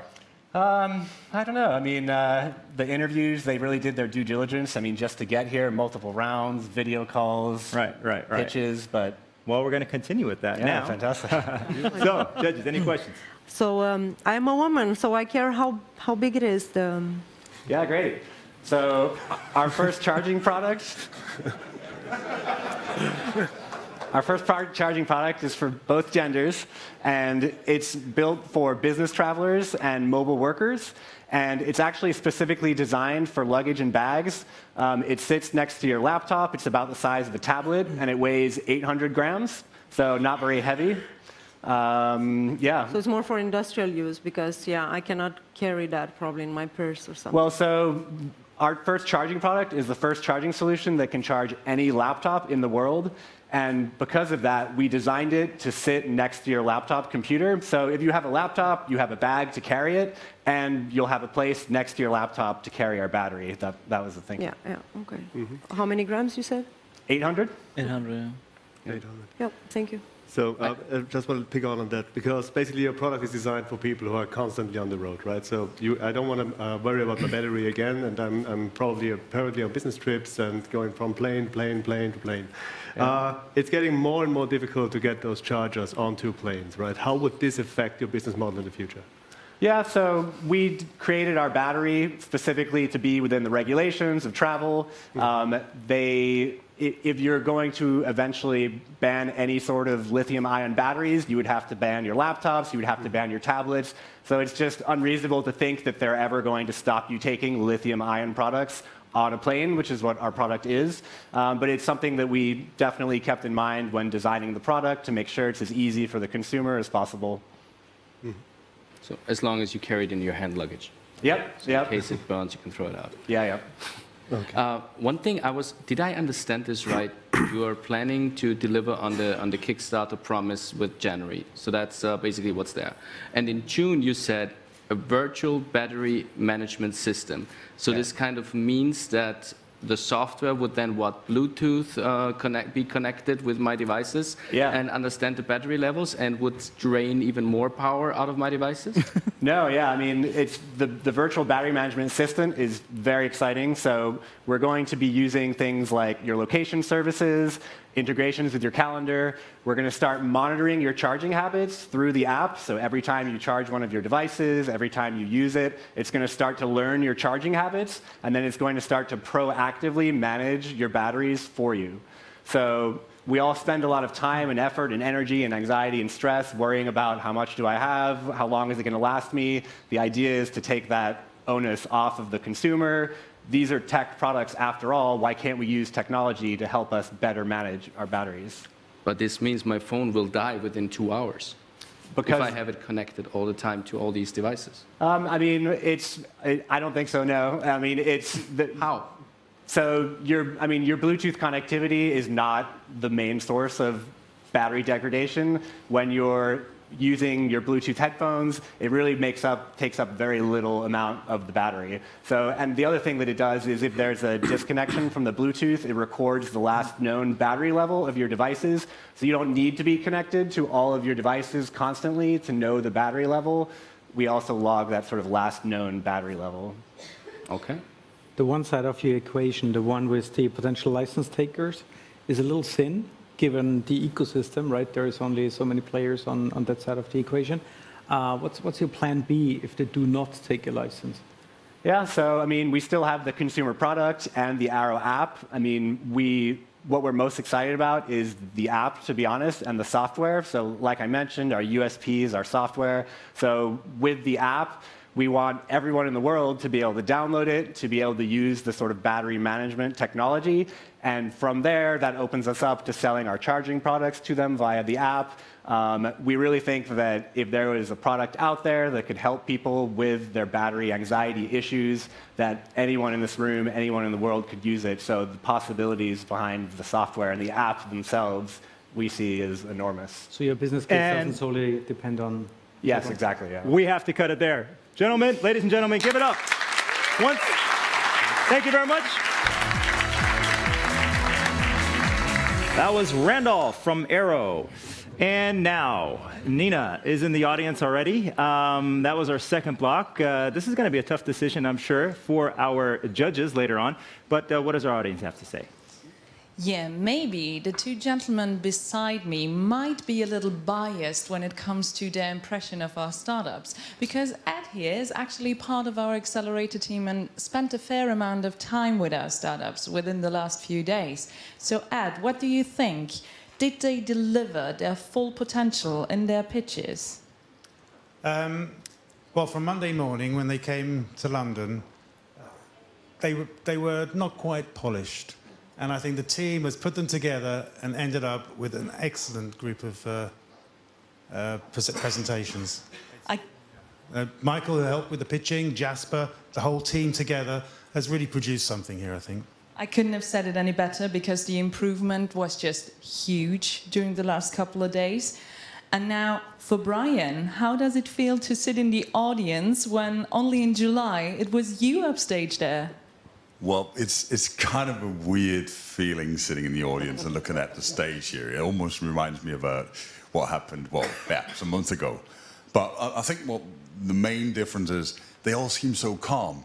I remember we were just like, oh, are we going on stage or no? And so yeah. But it's pretty cool so far. I think so as well. And thank you two very much, because this is the real inside perspective getting out here. So let's see what happens next. And it's all about the jury at the end of the day. So thank you once again, Nina. And we're back at it with the third block. And our candidates are just about ready to hit the stage. Let's see. How's the audience doing? You guys still there? Yeah? All right. All right.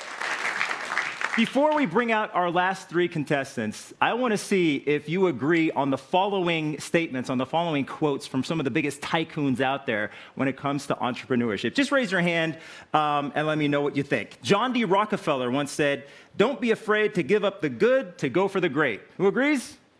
All right, not bad, okay. How about this one here? Ted Turner. He said, "My son is now an entrepreneur." That's what you're called when you don't have a job.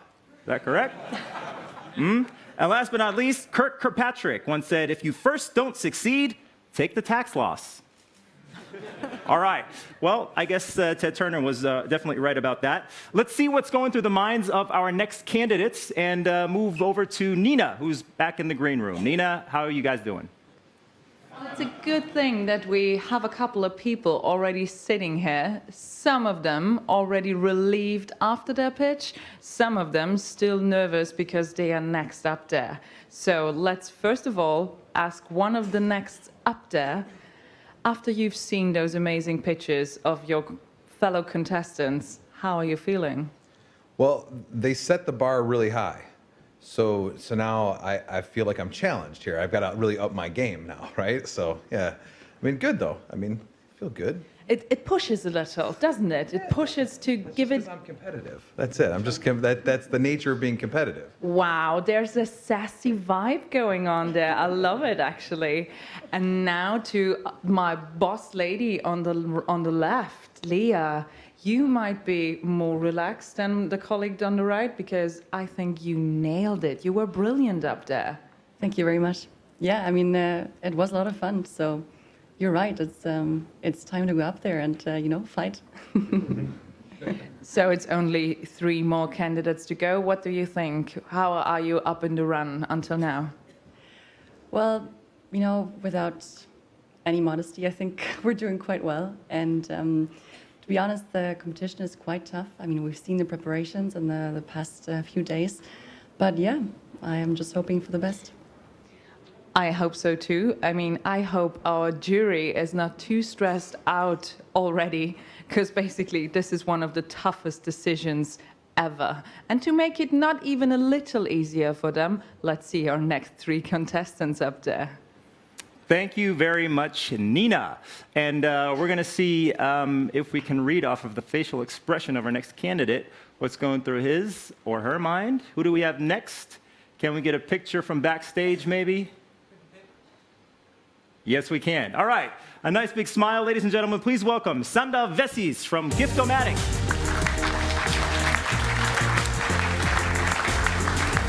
Welcome. Hi. Thank you. Great to have you with us.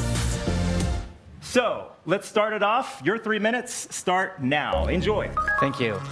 So, you probably recognize this situation. You open a drawer and you find a couple of unused gift cards. Gift cards are actually meant to be a nice present, a nice gift. But often they're forgotten and then they expire, which is of course not a cool case. We estimate that there's around 50 billion of unused gift card value in drawers all over the world.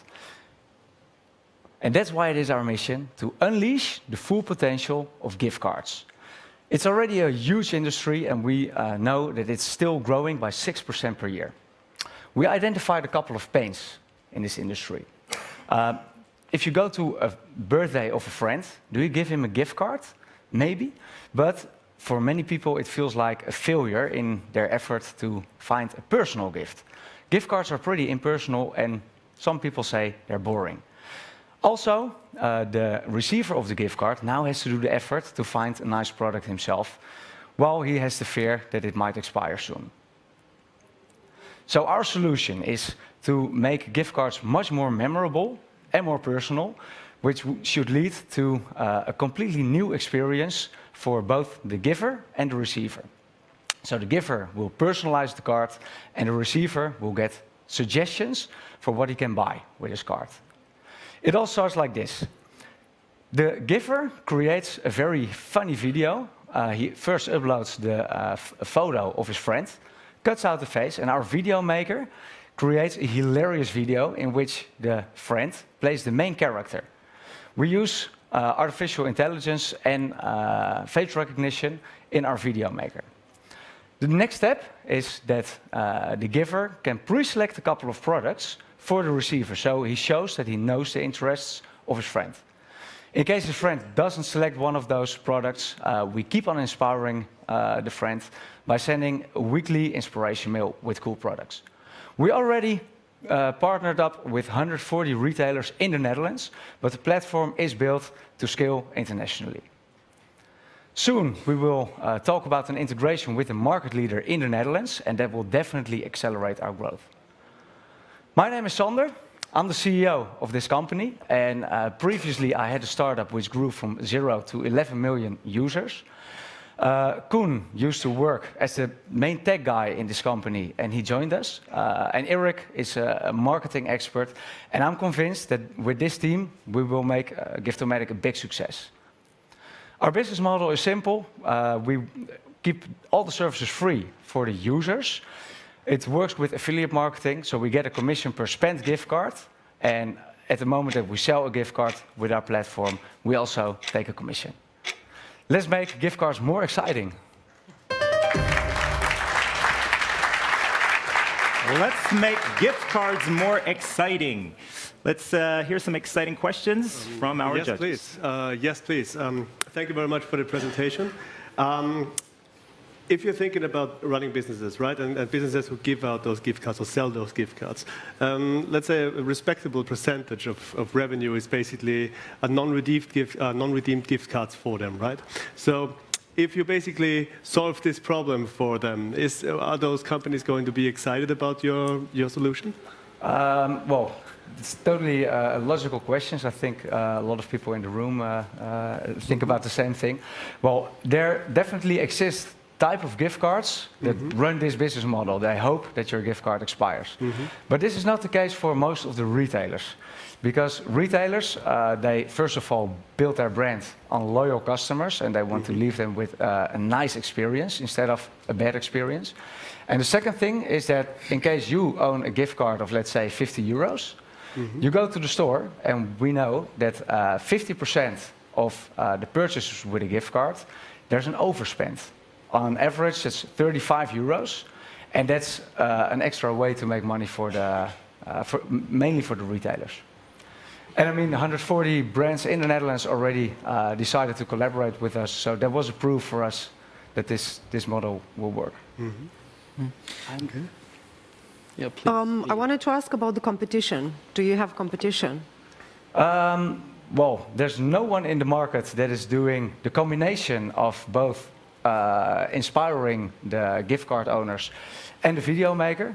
We've seen some cool initiatives that have a video maker in which you can upload a photo and use the face of your friend, and then people start dancing, and that's also hilarious. But the combination of the two is non-existent. No, I'm asking more about the competition on the online gift cards. There's a lot of competition in when you look at marketplaces where gift cards are being sold. But that's a good thing, actually, because we prefer to partner up with them. By adding a layer of technology, the whole experience of their customers will be better. And we do a rev share model. So you say your unique selling proposition, it is actually the video maker? The video maker in combination with the pre-selection tool and the inspiration service. And that way, nobody forgets his gift card anymore. Okay, thank you. Can we... I still have a little bit of a hard time understanding, and I'm not sure if everybody understood. You make inspirations basically in an email newsletter, as I've understood backstage when you told me. Didn't say that today. So that's correct, right? So you send those inspirations, you could buy this, you could buy that. Yes. That's right. Okay. Yes. I would like to understand from the audience, because it's a consumer product, you guys are all consumers, who has the hustle of not knowing what to buy when they're given a gift card? Okay. Quite some hands. Yeah, so. May I add to this one? I mean, I was just going through my inventory. I probably have a couple of $100 lying around in gift cards, for sure, and they probably will just fade away. But what I really have is a problem. I have thousands of miles and hotel points and this, that, and the other. And I'm just like, you know, I can't be bothered to go in those stores and whatever. So I was just thinking to myself, look, if you came up to me and told me this airline, it's going to expire in 3 months, why don't you get another luggage set or whatever? I mean, that would be like huge. And I think everybody in the audience has those kinds of points and stuff lying around rather than gift cards. Is that the next logical step? Is it on your agenda? Yeah, very much. Quite some people recommended this to us, and we already discussed it internally. But as a startup, of course, you have to go step by step. Can I ask the audience, how many of you still own a gift card which is somewhere in the drawer? Even in the jury, people have gift cards in the drawer. So yeah, I think yeah, that's a group. And at the moment that you give a gift card, and it's a really fun moment that everybody's laughing, and we tested this video maker on real birthdays. Yeah, that's much more impactful. I think that's a nice way to end this Q&A. We don't have much more time. Sorry, I see you have more questions, but that's it. So let's give it up, ladies and gentlemen, for our 8th contestant here. Thank you very much. Thank you very much, Sanda. Sanda Vesis. All right, that was number 8. Now let's see who's up next. Here he is. Oh yeah, he was pretty cool down there, right, in the green room. Let's see how he does here on stage. From Simbasync, here's Joseph McElmeal. Welcome, Joseph. Great. So, great to have you. Just waiting for the music to stop. There we go. So, you're ready to go? Yeah. All right, 3 minutes. Your time starts now. Well, thank you for the opportunity to present to you Simbasync Project Team Building. Based on my previous experience building an organization, working with large companies, and dealing with consultants, it became very apparent that there's a real challenge in digging deeper into employee skill bases, their interest, and their availability. For example, let's say that you are a project leader who's responsible for putting together a project team at a large organization. You first reach out to the people who you know. Maybe you post it on an internal job board or chat, and then you look through profiles and skills DBs that are not updated regularly. What usually happens is you wind up with the same people on the same project teams. Your unengaged employees remain unengaged.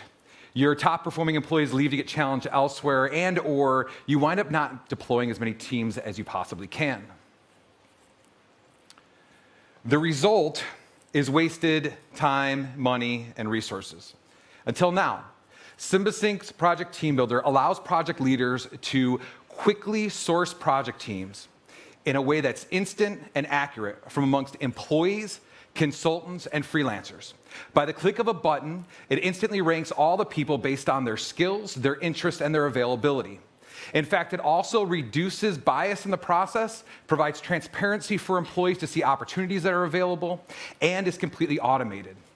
In fact, our competitors try to force users to use keyword search to review profiles, and then try to force engagement amongst their employees to constantly update those profiles, which just doesn't happen. They also don't include availability, and we think their processes actually increase bias. But is the market large? Well, think of every organization you know that could benefit for a deep dive into their employees' skills, interests, and availability. So of course the market's large. But we're going to focus market entry on the mid-size IT and management consulting companies. And the reason why is because they deploy a lot of project teams, therefore they feel the pain point often. We will then grow this market through integrations with largely used project team management software. We'll focus on companies with 300 plus employees, charging $120 per user annually. And we're super passionate about this. We've been working in HR tech for a little over 4 years. We've really worked closely with our customers on other projects we've done. And from their learnings, we launched Project Team Builder back in February and instantly got a paid pilot with OTP Bank that is now rolling out to over 11 countries. We then did a pilot launch this summer with RBS NatWest that spread throughout the whole of the UK and India. And we're going to do a scalable product launch this spring that will include integrations to Microsoft Teams and SAP SuccessFactors. And with that, I'm happy to answer any questions you might have about Simbasync Project Team Builder.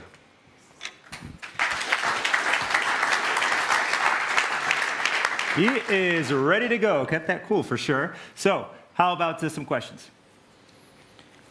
First of all, I would like to say that making a pivot and turning around a startup really deserves an extra applause. It's really, really cool that you kept going and that you redefined your product.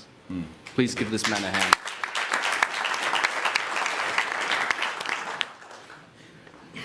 The problem that you solve, I think, is much more of a corporate problem. And since PwC does some management consulting, I'd be curious what you say about this. Do you have a solution for this?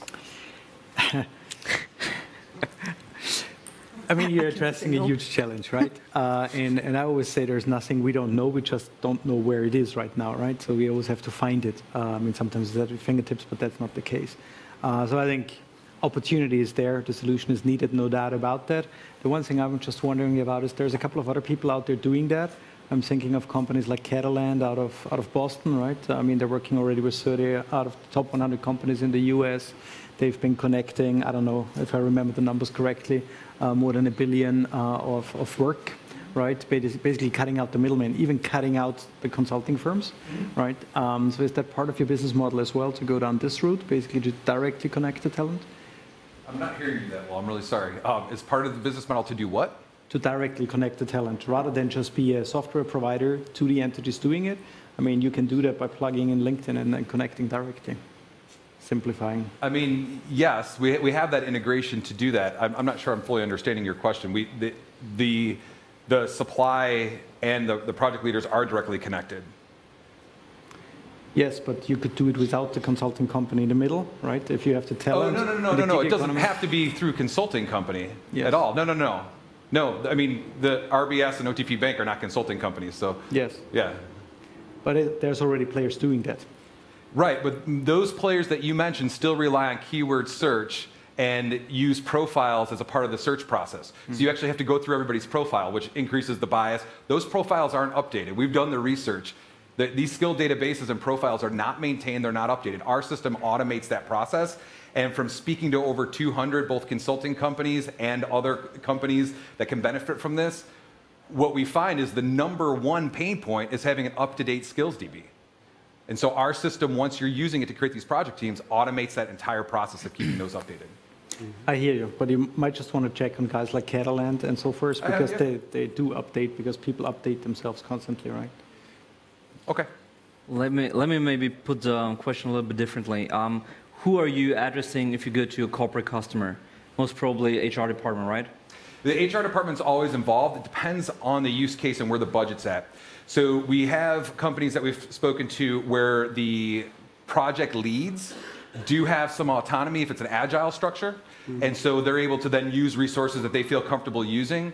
But inevitably, HR is usually involved, especially the larger the company, because we're dealing with human data. And that's exactly my point, because most of the HR tools basically provide exactly this functionality, or let's say at least similar functionality, in order to kind of harvest all the skills of their people and kind of try to match to projects, for example. And my question would be why a corporate should pay additional fees, for a third system rather instead of using their existing HR system, what is already providing the functionality, but maybe they're not using it. Right.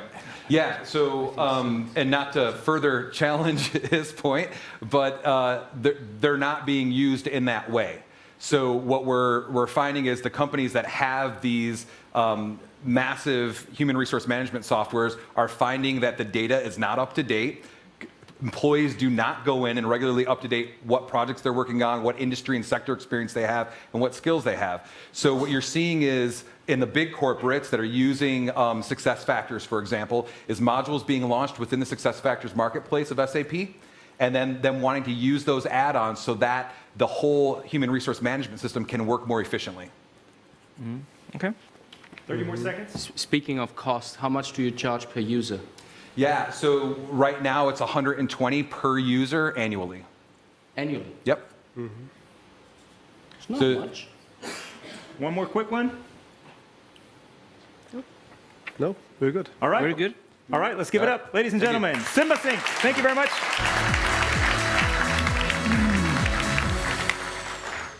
And now, coming to the last presentation of the day, let's take a look. Here he is. Yes. Confident, he's ready to go. Let's get him on stage. Here's Amat from Evoco.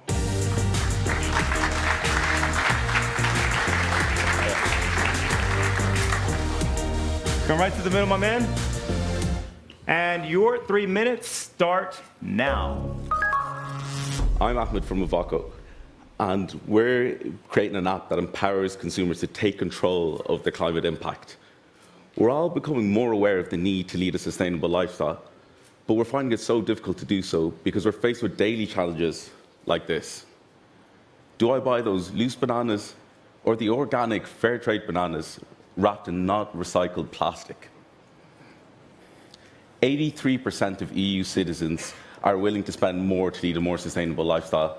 And this change in attitudes is resulting in a change of behaviour in sustainable segments of the food industry, such as plant-based food sales and the ethical food market, which are growing at a rate at 20 times more than the food industry as a whole. So we designed Tobacco, an app that allows you to track the climate impact of your food purchases. Simply take a photograph of your food shopping receipt and get a score that tells you how nutritious and climate-friendly your food products are. Get personalised tips to help you improve and compete with your peers, to allow you to make positive changes every time you shop. Hugh and I started Tobacco out of a personal frustration on how difficult it was to lead a sustainable lifestyle. And our efforts were formally acknowledged when Hugh was awarded the UN Young Champions of the Earth Award for Europe for Tobacco's potential to transform global food systems. And this year we were joined by Ursula, our head of software development, who comes with over 10 years' experience in the industry. But for food brands, sustainability isn't just a new trend, but a fundamental business need. And they need to better understand the attitudes and behaviours of consumers to be able to capitalise on sustainability and thrive in this new era. So we designed Tobacco Insights to provide them with actionable insights to allow them to do just that. The app is free for consumers to use, and we operate off a B2B SaaS model and sell access to Tobacco Insights starting from €500 per month. So our market size is €14 billion, which addresses the marketing spend of food brands that they spend on consumer sustainability data. And by working with 10 brand owners in English-speaking markets, we can achieve revenues of €12 million by 2023. To date, we've had a successful beta of our app, and we've generated a sample data report for food brands. We've secured 3 growth partners, and our app MVP is ready for launch in January with the goal of achieving 10,000 monthly active users. So sustainability is a new fundamental need for food businesses. And together with 360, we have an opportunity to transform the global food system. Thank you.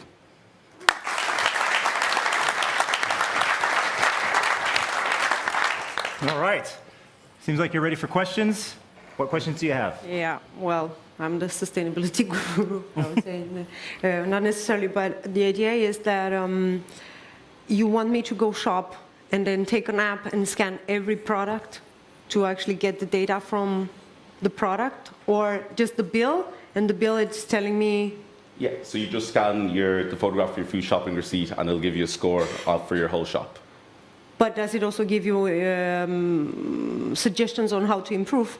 Yeah, so after you scan, we give you a 5-star rating, which tells you how nutritious and climate-friendly your food products were. And then we give you personalized tips on how you can improve on your next shop as well.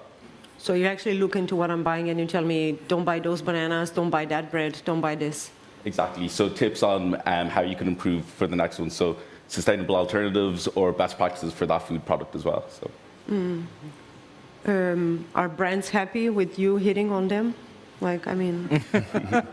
So actually, the way we're finding it is that for brands, the main way that we actually collaborate with them is on the data insights. But then for clear brands who are actually looking to be leaders in sustainability, they're seeing this as an advantage of getting their score out there as well. So we're collaborating with them on that front as well. Just one more, because it also seems like, so you're actually... Your business model needs to acquire both users, but also B2B, right? So your marketing efforts need to go into both of them. And like, what is your future plans? Like, where do you want to be? Where do you want? So do you want me to address the marketing side or where we're trying to go? No, like what do you want to be in my life? Like, how should I, or like in 3 to 5 years, what do you want to be? Like Yeah, so where we want to be is we want to allow consumers to actually just passively track the climate impact of their food purchases and give them this sort of personalized tips to empower them to make those changes in their own lives.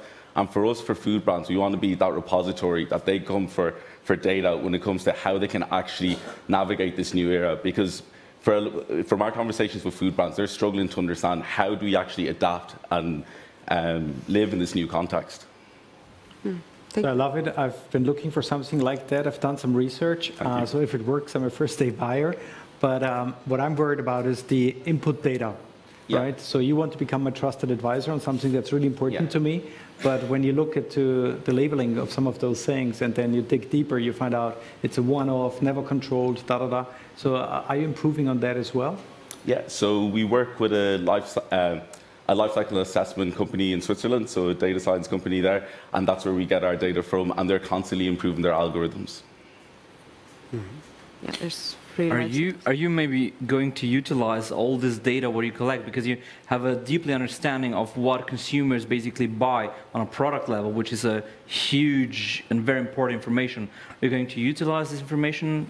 Yeah, so somehow? that's our plan with Or Ivaco. monetize maybe. That's our plan with Ivaco Insights, is to commercialize that data. So to use that data that's shown us the attitudinal and behavioral metrics from a consumer, and use that to inform food brands to help them grow profitably and responsibly as well. Okay, but how would this exactly look like? So if I'm scanning my receipts on a regular basis, you receive an in-depth insight in my shopping behavior, what I'm doing. Are you as a company going to guide me to the right shops, to the right merchants, basically, where I can get products which fit my demands, my taste or whatever? Yeah, so to begin with, our tips are sort of around like what things to look out for products, like to find, like, say, different packaging options, or like to go for the local ones, what's in season. And also we're always adding layers like different recipes, and for brands that we're working with that are actually more sustainable, we'd recommend that you buy that product as well, which is another revenue stream for us as well. Last minute. Okay. Maybe I have a last question. So you had a picture with the bananas, and the bananas which have been wrapped in plastic, right? Yeah. So what is written on the receipt? It's written banana. So how do you identify whether they're, wrapped in plastic or not? Yeah. So a lot of times, actually, on the identifier, that you'd actually get loose bananas written on the receipt itself, and sometimes you get bananas on it. So at the moment, the way that we work is we read the text off the receipt, cross-referencing it with the price and the store as well, so we can come up with a good estimate of what it is. But we give also the opportunity for the consumer to actually select what type of packaging was on it, or if it wasn't there, to qualify that data as well. But to be honest, what we're trying to get to is to link up directly with retailers as well, to have sort of that passive tracking, so that we reduce that extra step for the consumer. And time is up. Let's give it up for Ahmad. Ahmad Ebeko, thank you very much. Wow, all right. So, tradition has it that I'd like to hand over to Nina in the audience once again. Nina. Thank you so much. So now that our audience has actually seen all of our contestants, and maybe they get a little feeling of how hard the decision for our jury will be. So what do you think? Do you want to switch positions with our jury right now? It's not going to be an easy decision, that's for sure. The guys delivered fantastic presentations, and yeah, this is not a very easy decision for you guys, I'm sure. Do you have a personal favorite? So chip in a little. Wow. Put me on the spot now, aren't you? Yeah. I really liked Gift-O-Matic. I think they're really kind of addressing something there, that's for sure. And especially Ivaco as well, just them. Those two in particular just really stood out for me. Your personal favourites? They're my personal favourites. Absolutely. So you're good on the run there. And how about you? Have you a personal favourite in our contestant round? Yeah, I mean, for me, just thinking about how often do you panic about not having battery on your phone, I think Arrow's, for me, one that I would definitely go for. It's a pain point for all of us. Exactly, but I think they're all fantastic pitches, so I certainly don't envy them. That's what I'm constantly thinking, so thank you, gentlemen. And yeah, I really would not want to switch places with our jury right now, but still, Chris, what's happening next? Well, exactly. We're going to give our jury a couple of minutes, 20 minutes to be exact, to evaluate and make a decision. For that, I'd like to ask you to stand up and follow our camera guys outside, right? You're going to lead the way. Maybe we can give them a big round of applause. First of all, some motivation. Go for it, go for it. All right, all right. There we go. Nice one. All right. 20 minutes, and then we'll welcome them back with their decision. Now, for the next 20 minutes, we want to let your mind wander a bit. We want to ignite creativity. We want to get you inspired. And if you have any questions during the next 20 minutes, feel free to post these in the Slido app or on the Slido website. Here you go, slido.com. Use the following code, K734. I'm pretty sure some of you will have questions during this presentation. And I'm very much looking forward to our next guest. Hailing from New Hampshire, USA, he is a world-class magician, a keynote speaker, an author, and an inventor. And just imagine, I mean, this guy has invented and sold numerous magic tricks to some of the biggest illusionists in the world. Talk about utilizing and monetizing creativity, right? Now, you might think, hey, a natural-born talent in many areas, in many ways, but he says, creativity is a skill that anyone can master with the right mindset. And creativity is key for fostering innovation within companies, which is, again, crucial for their survival. Enough from my side. Let's bring him on stage, ladies and gentlemen. Here's the one and only Adam Wilbur. Hey, Adam. So, leave the stage to you. Well, let's take 1 second to give him a big round of applause. He's working hard today, right? Thank you very much. Great job, man. Great. How's everyone doing? Everyone good? Let's get some energy in this room. I know there's a lot of nerves in here, so let's lighten the mood. Everyone's feeling good? Say yeah. All right, so my name's Adam Wilbur. Like you said, I'm an inventor, I'm a magician, I'm an author, I'm a mentalist. I'm also a father of 2 amazing children, a brother to a pretty cool sister, and a son to 2 amazing parents.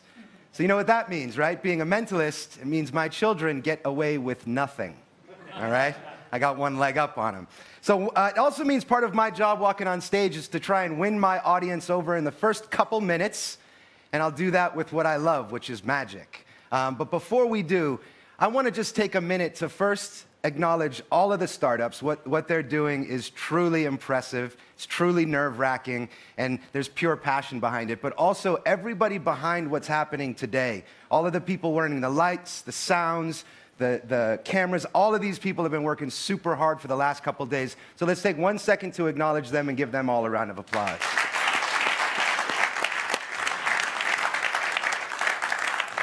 So with that said, we'll get right into the magic, because I know a majority of you are looking up here going, all right, magic boy, let's see if you're any good. So what I'm going to do is share with you one of my favorite tricks. It uses 3 pieces of rope. These are standard pieces of rope that you would find in any bedroom, any Home Depot in America. Now I know where my people are. Good, good. And I'm going to teach you the difference between illusion and magic. We've got a small piece of rope, we've got a medium piece of rope, and a long piece of rope. I know that inherently it's somewhat hard to trust a magician. So the long piece will come to you, sir. It's coming at you. Make sure it is what it appears to be. The ends are not magnetized. They don't stretch or come apart. Just a piece of rope with some glue on the ends so they don't fray. My friend in the middle, that's the medium piece of rope coming at you. And sir, this is not a judge of your character. It's just a small piece of rope, all right? Take a look at that for me. Are they what they appear to be? Perfect. I'll start with the long piece. Toss it up here on 3. Or now is fine. Now is fine. Thank you. Medium piece. Thank you, sir. And short piece. The reason I let you... Look at that, huh? Thank you very much. Reason I let you guys look at these is because this is not the rope we use for the trick. No, I'm just kidding. I'm just kidding. So first, the illusion. The illusion will be that these ropes are the exact same length. Here we go. At this point, I think we can all agree that's a pretty bad illusion, because it's very clear that they're different lengths. Now, if I take the ends and bring them up to the top, and we don't focus on the ends, but we focus on the middles, you'll see the moment this illusion takes hold. Again, poor illusion. But if I take this long middle and I tuck it in, the illusion becomes reality, because your brain sees 6 ends and 3 middles, and your brain will connect the dots. 3 ropes the same length. That's the illusion. Here's the magic. Give it a shake. First the ropes, then the magician. 1 snap, and that becomes 1, 2, 3 pieces the same length. A much more convincing and frustrating illusion. Thank you for the 1 clapping. I appreciate you. I saw you. Thank you. Now I know what the problem is. The problem is we got 3 ropes. You guys got 2 eyes. Totally unfair. I'll get rid of 1 rope altogether, and we'll make it as easy as possible. Just 2. Well, we're all friends now, right? I'm going to make this as simple as possible. We'll use 1 long piece of rope. It's a much better trick that way. Thank you very much. I'll be honest, the trick is not in the rope or the hands, the trick is in the ends of the rope. If I take the ends and blow, they come off. Oh wait, now I got ends with no rope and I got rope with no ends. Yeah, if I'm confused, it means I need to restart. We take the ends, put them back on, blow again, and now you all hate me. All right, perfect, perfect. Now I like to start my tricks the same way they started, which means I need to find the middle of this rope, which should be about here. I use some invisible scissors. I got mine at Walmart in the States. That's 1, 2, and 3 pieces, the exact same length, just like when we started. But that's a lie, right? Because when we started, we had the illusion they were the same length. That reality was we had a short piece of rope, a medium piece of rope, and a long piece of rope. And if I've done my job, that would look like 1 small, 1 medium, and 1 long. Thank you so much. Thank you so much. Get rid of those. So we get the screen up here. There we go. So I'm calling this conjuring creation. Like he had said, I've spent the last almost decade of my life inventing magic tricks. So my job has quite literally been to bring impossible into fruition, right? And the only thing I can really add of value to your lives is tell you the thought process and the design process that I use when developing a magic trick. And it works a lot the same with startups. Now, sometimes startups will stumble upon a technology or a service that they think is good, and they'll try and find a market for it. When I'm designing magic tricks, it's always better for me personally to design what I want the effect to be and then build around that, and then the market will come, right? So I know what I exactly want the outcome to be, and then I'll build that in any way I can. So what I'm going to share with you is what's worked for me and why. So some of the items on here are things I've invented over the last 10 years. There's one in the top right for you, I believe it's called Decibel. Decibel is an effect where basically you can bring somebody up, have them think of their favorite song, and through a headphone cord, by just pinching the tip of their headphone cords, as they're thinking of the song in their brain, that song will then play in their own headphones. All right? So the idea of this was that I knew what was really special to people was the first song they fell in love with. Does everyone here know that first song that you really fell in love with? The one you kept on auto-repeat over and over again? For a lot of people, it holds a special place in their heart. So I wanted to design something around that. And through the development process, which I'll go over here briefly, is where Decibel came. And that's how I like to start all of my magic. It's to start with what I want the end feeling or emotion to be, right? Now, in the innovation space, one of the most important things that you can't get anywhere without is creativity. There wouldn't be any innovation without at least that first creative spark, right? So a big part of my job was to find that creative spark on a daily basis. See, the thing about the magic community is they're very picky people. We might have a few magicians in the audience, and I think they can all relate. It's not like a normal market. The magic community knows a lot of things, and they're very, very picky with their money. So the first thing you have to do is sell them a product. Hopefully they buy it, but then the thing after it is what's new. That's the thing in the magic world. What's the new thing? And so for the company we were working with, it was always about developing new ideas. So this is a little simple formula I use on the daily to help me come up with ideas so I don't forget them. The first one here is called IdeaPad. What IdeaPad is an app. It's an app you put on your phone. It's very simple. The design isn't very pretty, but what it accomplishes is amazing, which is allowing you to write down 10 ideas every day. It seems like a very simple thing, but once you get into the routine of jotting down 10 ideas every single day religiously, those ideas become better and better in time, and some of the best inventors in the world all say the same thing. To have a really good idea, have lots of ideas. The thing is, we all have lots of ideas, but we don't jot them down. Just show of hands here. Does anybody here jot down ideas that spark up their head every single day? Beautiful. Awesome. Not surprised in a group of innovators. That's great. But if you can get into a habit of it, if you have a daily ritual or a morning ritual and you add this 10 ideas every day, I promise you it will skyrocket your creativity. And it becomes fun the more you do it. Now keep in mind, a lot of these ideas will be complete crap. It's part of the game, right? You get through the bad ones to get the good ones. The second I call an emotional swipe, and this is something I personally do, which is again very easy in today's world. Everyone's got a cell phone that's got a camera on it. On that camera app, you make a folder, and I call my folder Badass, but call it whatever you want. And really, it's about anything that strikes me emotionally. I could be reading a passage in a book, and if I like something that was said, I'll take a photo of it. I could be driving by and see a billboard that's really funny. Good example of that, has anyone seen the Viagra ad with the magician? Show of hands. This is one of the best adverts I've ever seen. It's got this really old magician standing there, and there's a woman floating in front of him. It's a full-page ad with a little tiny thing in the bottom corner that says Viagra. You do the rest, right? But anytime I see something that engages me emotionally, I take a photograph of it. At the end of every month, I go through this swipe file, and there'll be things that still resonate with you or things that you've forgotten about. Everything that stays resonated with me, I put in another folder. It's an emotional swipe file, so anytime you're stuck, you're at a roadblock, or you need some sort of inspiration, you can go back to this and swipe through, and it really helps with inspiration. And that's one thing that I think a lot of people take for granted. A lot of the reason these people up here seemed so confident and so aware of what they were pitching is because they were inspired. They had true passion behind it. So I always try to not take that for granted. And the last part is to get interested. Always stay interested in things that you don't think you would need in your life. The more you know, the better off you'll be. So I try at least once every quarter, every 2 or 3 months, to find a magazine, a book, something on a topic I never thought I would enjoy. So right now I'm currently reading some articles on knitting. I'm not going to knit anything, but it gives me some insight into a field that I never would have thought of. And creativity is really about taking two weird things, combining them in a way that's never been done. What better way to do that than to start learning about more things that you have no idea about? So these are the things that I do. 3 simple things I try and do every single day is to write 10 ideas down, and they can be relationship ideas, business ideas, any idea that you've got, write at least 10 down. The second is to always, when you're inspired, jot that down. And with your phones today, it's very simple. Take a photo, put it in a special folder, and revisit that. And the last one is to stay interested in things that are outside of your norm, okay? So bringing impossible to fruition. This is how I do this personally as a magician.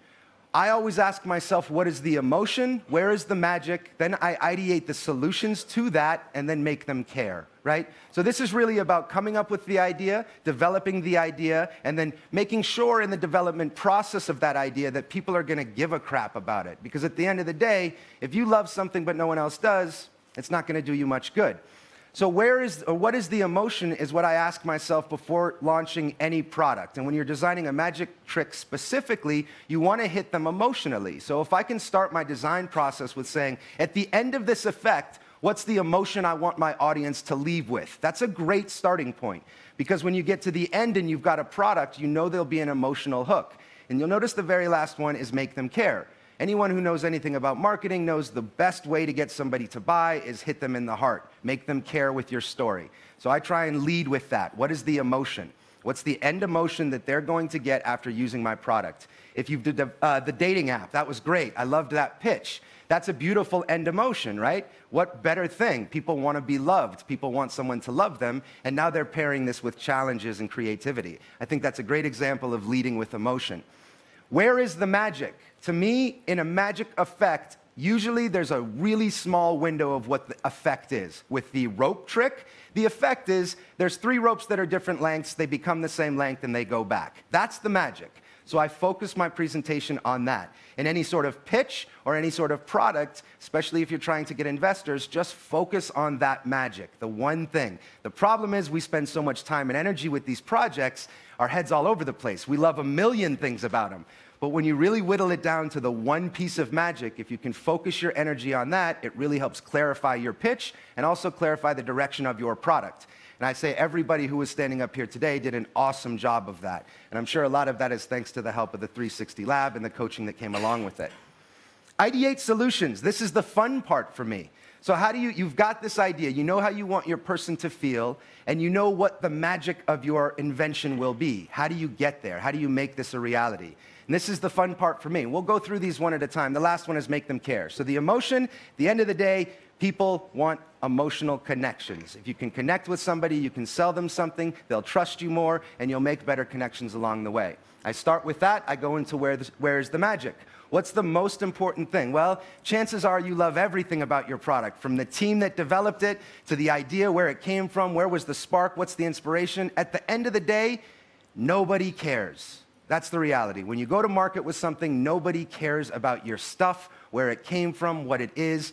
Yes, it's part of your brand message and your company message and mission statement, but they're just looking to buy or to have something add value to their life. Find the piece of magic and focus on it. Ideating solutions for me is starting with that dream. And the beautiful thing about inventing magic is I quite literally get to say what would be the coolest thing in the world. I would love to be able to say to somebody, think of any word in the world. They think of it in their brain, and I've predicted that word. Can we admit that would be pretty impressive? That's the dream. Well, I haven't done it yet, but I appreciate that. Thank you very much. That's the dream. Then how do you get from the dream to reality? Think and ask. Network with the people. Nobody really comes up with great ideas on their own. They get the spark, and they use their team to build that. Hence 360 Labs, right? That's what it's all about. Connecting people with other ideas. Then you build it, you design it, you test it, you fail. Any startups here know that. You do it again, you fail again. You fail and fail and fail forward until you get to at least a close enough design to what you wanted to meet, hitting their emotion and where that piece of magic is. And sometimes it will lead you down a different road. I've designed a few things that it started with one idea, and through the design process, we realized you can't get there. So we're going to take advantage of the quickest way possible. And you'll see at the end, the last little trick I do, there's a little example of that. And repeat until you get there. There's a few questions you can ask yourself, right? Is this going to benefit somebody? Is this service going to benefit a corporation? There's a few questions, 5 or 6 questions that you can ask where you can go, okay, we need to stop with this idea because it's not meeting our requirements and move on to something else. Or yes, we've hit these. These are all things that are yeses, and we'll move on to the next part, which is trying to sell this product, right? Selling the product is make them care. People don't care about your solution. They don't care what it took to make it. They care about their problem. And the best way to connect with them is to show them that you know and you relate to their problem. Now, as a magician, I have to come up on stage and basically say, I'm going to fool you. I'm going to trick you, and I'm not going to tell you how it works. And hopefully you'll still like me when I leave, right? So I have to sell myself being a jerk at the end of the day, because no one wants to, oh, I met some guy and he just kept fooling me and deceiving me, right? So I have to try and show you that I care about what you care about, relate to you. It's the same with the marketing of your product. But if you set it from the start of knowing the emotion you want your end outcome to be, you're way, way ahead of that game, all right?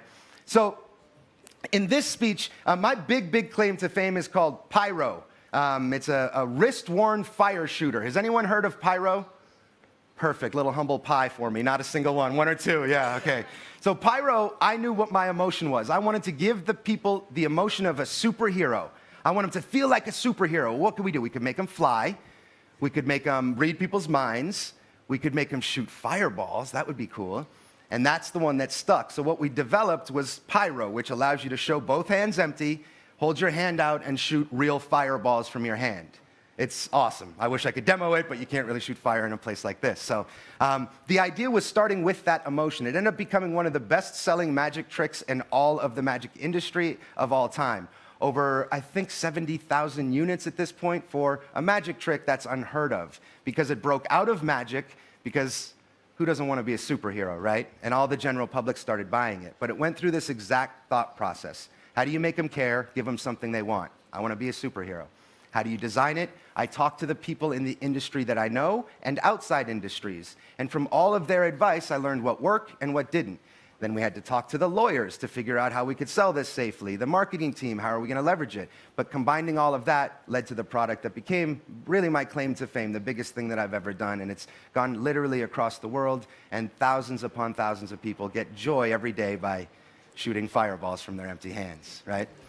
So what I wanted to do to close today's talk was to do the most impossible thing I could think of, which was that you think of a word and I'll tell you the word you're thinking of. So let's try it here. Hey, sir, how you doing? I didn't mean to wake you up. You good? I'm just kidding. What's your first name, sir? Zoltan. Zoltan? Yes. Is it?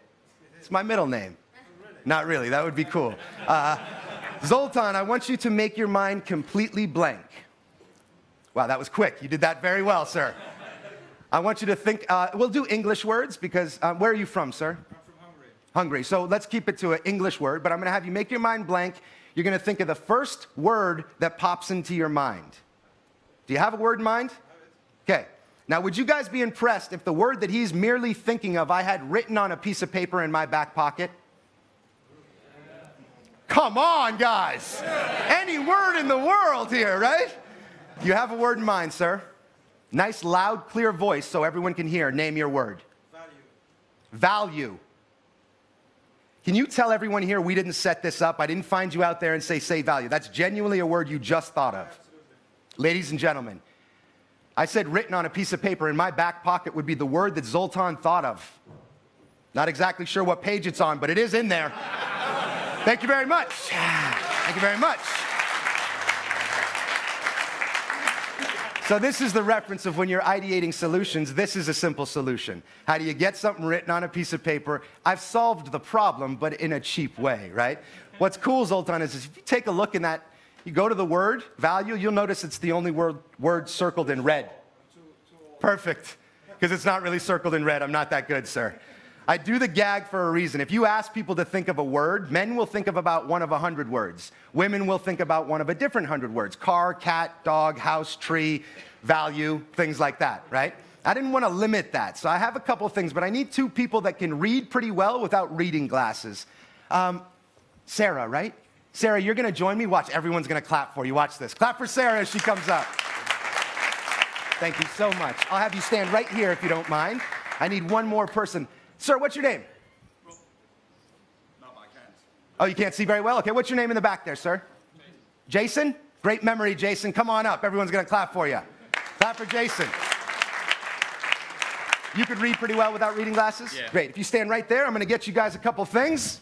This is my disappearing act. So to not influence you on the most common words, what I've done are I've brought books that have tens of thousands of words in here, okay? I don't want to limit you to the, it, then, the, those type of things. So, have either of you read the Da Vinci Code? You have? Did you like it? All right, well, I'll have you hold this one. Have you read The Shining? So here's a funny story, a little side note. When I was in about 8th grade, I had a girl that I had a big crush on. I said, oh, I'll have her over to my house. I'm going to watch a movie. I'm really going to win this over. And I decided to watch The Shining with her. Don't ever do that, ever, on a date. Worst movie to watch on a date ever, but it'll still serve its purpose. I'll have you guys look through, make sure they are what they appear to be. 2 books, The Shining and the Da Vinci Code. And if you could refresh my memory of your name, sir. Jason. Jason. And Sarah. What I'm going to have you do, Jason, I'm going to limit you a little bit. Both of you are going to think of words, but these are going to be big words, like 7, 8, 9, 10 letters. I don't want it, then, the, small stuff. Big words. For you, Jason, there's going to be, and don't think of character names, if there's character names. I want you to find a line that's in quotations, so it could be characters speaking, but somewhere in that line of quotations, find a big word. Does that make sense to you? Do that for me now. Sarah, I'm not going to limit you as much. Still a large word, 7 or more letters. Any page, any word, tilt the books up a little bit, guys. When you've got the word, just close the book for me. Any word you want, Sarah, any page. You have a word, sir? I'll take the book. Thank you very much. And tell me when you've got one, Sarah. You have a word? Beautiful. I'll take the book as well. Don't forget. Yeah, if you forget, we don't have much of a trick at the end, all right? Now, this is what we're going to do. I need to warm up a bit. I need to get my mentalist juice flowing. So, Sarah, the word you're thinking of, think of the first letter of that word. For instance, if it was alphabet, that's an A. I want you to think of an animal that begins with the first letter. If it was alphabet, it could be ape, it could be armadillo, anything like that. When you've got an animal in mind, just say, I've got one. You have one. You have an animal in mind that begins with the first letter of your word. Beautiful. Send the animal to me. Don't say anything. In your mind, send it to me, like a visual representation of your animal. Beautiful. Sarah, you are doing a great job. Now, you guys will notice I'm a much better magician than artist, but this should do the job. Nice, loud, clear voice. What's the animal you're thinking of? A dog? Hedgehog. Unbelievable. Ladies and gentlemen, hedgehog. Thank you very much. Thank you very much. It's a gift, something I was born with, I think. Stay right there. And if you guys could step on the black things here. Sorry, that's my fault. I'll have you stay there.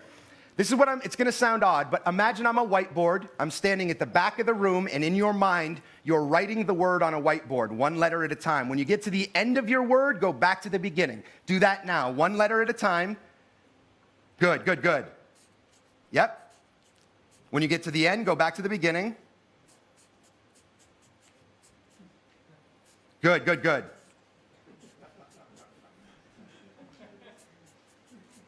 Okay. I'm going to show some people. Can you guys read that? Everyone read that word? There's about 100,000 words in that book. She picked one. Nice, loud, clear voice. What word are you thinking of? Half-heartedly, yes! Very cool. Very good job. Well done, well done. You can have a seat. Thank you so much. Good start. That's a good start. All right. Half-heartedly. I can already tell you're going to be difficult. Here we go. All right. If you stand right there for me. Same idea. This time I'm not a whiteboard. I'm a chalkboard. How old are you? 28. So you don't know about this. But back in the day in school, teachers would write with this stuff called chalk on the chalkboard. So imagine hearing it all. Imagine everything back there. That's me on a chalkboard, one letter at a time. Please do that now. Good, good, good. This is great.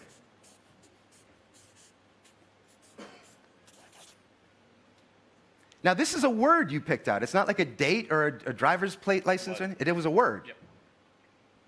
Huh. This is a little weird.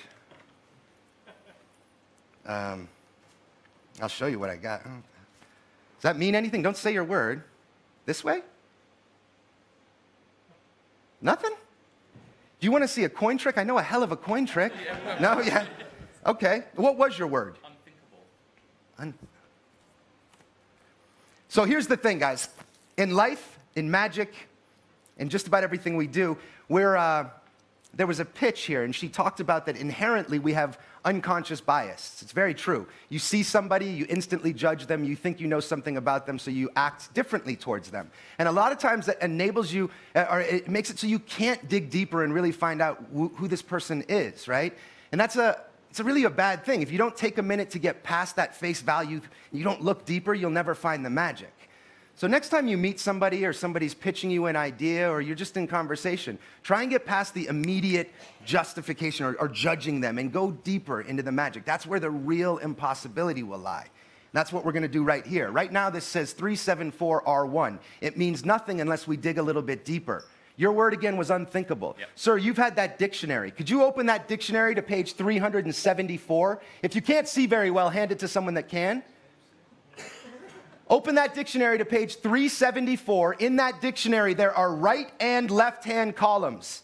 When you get on page 374, go to the right-hand column. The very first word, 374, right-hand column, say it as loud as you can, please. There's right and left-hand column, yes? Go to the right-hand column, the very first word at the top of the page.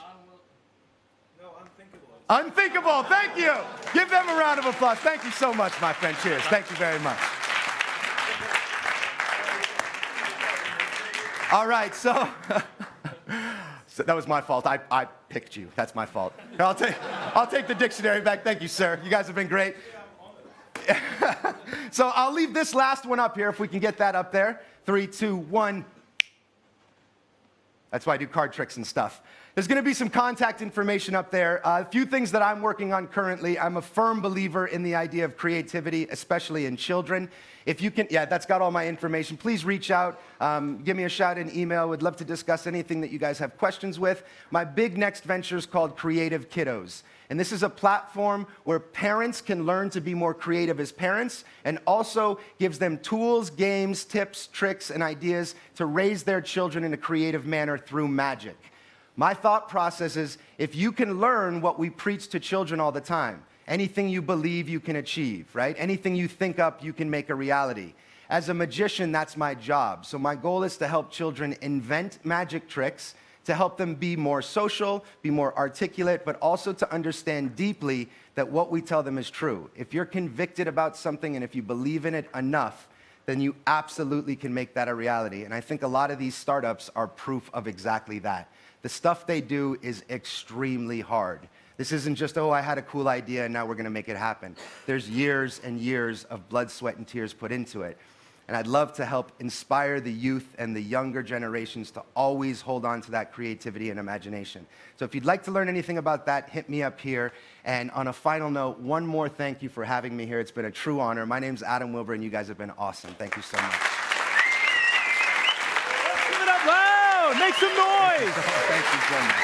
Thank you so much. Adam Wilbur! Adam. Very impressive, Thank you, I buddy. must say. I had a good time. Now, before we get to the questions, I'm pretty sure some of you have some questions, and I think we should switch back to Nina in the green room. Or I don't know if Nina's there, but I know we have a camera there to take a look at the judges. Exactly, they're still debating, seeing what's going on. All right, so we'll give them a couple more minutes, which gives us, again, a few minutes to answer some questions. So let's see about your questions. Here we go. If you could give one advice to every startup in the show, what would it be? I would have to say, be as authentic as you possibly can. Be a human, right? Don't overpitch, don't oversell. Like I said, know your magic moment. Know the piece of magic and be a human about it. What is it going to do to add value to people's lives? And if you can focus on that, then I think that's the best, at least, starting point. All right, hope you answered that question. Next up, what was the most magical moment in your life? Oh, that's a good one. So I'm a father of two, and anyone who's a parent knows, the most magical moment is every single day. There's things as they grow older that just blow you away. So the most magical moment of my life is just about every day when I spend time alone with my children. Nice answer. All right. Next up, any more questions? What was your biggest challenge, and how did you overcome it? It's a tough question. It's a good question. My biggest challenge, my biggest challenge probably was to figure out a way to live my dream. I knew I loved magic my whole life, but it's not easy to make, first of all, a living as an entertainer, but certainly not as an inventor of magic. So I would say the biggest challenge was probably setting a goal to make a real living in this field of magic that I loved, and then achieving that. Any more questions? Are you nervous before a show? And how do you overcome stage fear? Yeah, I'm nervous before every show. I think that's human nature. And one of my mentors said the absolute best way to overcome any sort of stage fright is first and foremost be over-prepared. Know the first line that you're going to say, get that first line out, and let the rest flow. A lot of stage fright comes from lack of preparation. Right. And then secondly, just knowing that you're adding value to the people you're speaking to. A very famous magician named Harry Blackstone would stand behind stage at every show, and he would literally just say, I love you, I love you, I love you, I love you, to every member of the audience, at least in his mind. Then he would go out on stage knowing that this is about me sharing my love or my passion or whatever I'm going to help add value to your life. And then it's not so much about them against you, right? It's all, we're kind of in this together. Do you have a ritual? I do. Can you share it? Absolutely not. A little bit personal. All right. I will say one thing I read in a book is a great tip. If you are really nervous, you can stand on your tippy toes, tense your entire body as hard as you can for 3 seconds, and then slam down and release. And do that 4 times before you walk on stage. It's going to trick your brain a little bit, and it will calm you down. But if you're not prepared, none of that's going to matter anyway, because you'll sound like a babbling fool. So just be over-prepared. All right, all right. Any other questions? Think we have time for 1 or 2 more? Yes. Do you think everybody can be creative? Well, I guess so. And how can one support creativity in his life? That's great. Absolutely, yes. I mean, anybody alive is creative, right? That's how children get through life. They use their creativity to figure stuff out. I think creativity is not a skill. That's what people assume, that you're born creative or you're not. Absolutely, there are people that are inherently more creative than others. But creativity is something, it's a habit. And if you keep practicing it more and more, like anything, you'll become better at it. I'm not saying you'll all become Einstein or something, but the people in the departments or the organizations that have this, in the States, we say it a lot. You've got your marketing department, you've got your finance department. These are the creative departments, and these aren't. And that's such a horrible thing, because now if you're in finance, well, I'm just not creative. Well, do you know how much money you could save with your finance department thinking and acting creatively? So absolutely, as you grow older in life, there are things you can do. Things as simple as writing 10 ideas down. Oh, I hit a nerve with someone. I see that. Write 10 ideas down a day, right? Pay attention to creativity and actively practice it, and you will inherently become more creative. Adam, thank you very much for joining us here Thank you, my today, for friend. sharing your knowledge, sharing your experiences. Let's give it up one more time. Thank you guys very much. Adam Wilbur, give it up.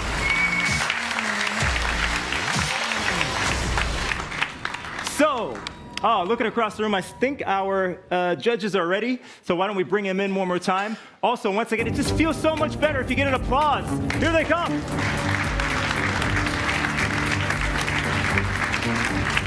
Welcome back. Welcome back. So, oh yeah, that's a good one. All right. So, welcome back. Thank you. We saw you, talking down there in the green room. How was it in general? Well, challenging, I would say, right? What do you think? Judging, yeah.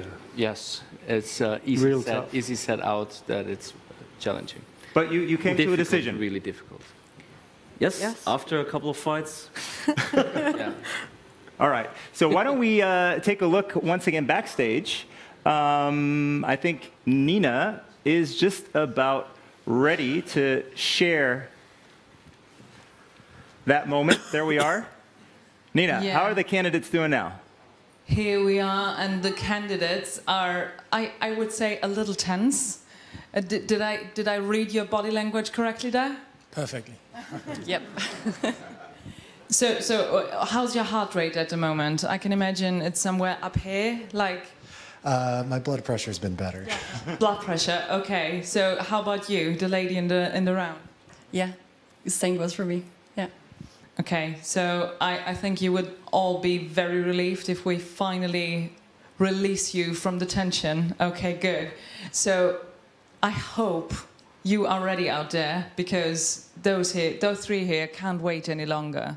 So before we announce the winner, maybe you could tell us, I mean, that was block one. We have 3 startups in block one. What was the most difficult part to decide between these 3? What was the difficult part? I think the most difficult part is that we need to find a match between a startup that would actually improve a lot through the accelerator program. The startup needs to be a venture case, so we need to believe that with this first investment and follow-on investments, there is actually a value increase that is significant enough to make this, I would say, a competitive player on a European scale and maybe even on a global scale looking in the mid-future. Considering that these contestants have been really, really good, it was tough to find the right fit. But I think after our discussions, the pre-due diligence that we did, and all the pre-selection by the 360 Lab team and everybody that supported us, we came to a conclusion with one startup from the first round of startups that we've seen. Next question, exactly how many winners from block one? You just said it? 1. All right. Okay. So let's not keep them waiting any longer. Who's the winner? The winner is Optimus. Optimize! Come on stage! Woo!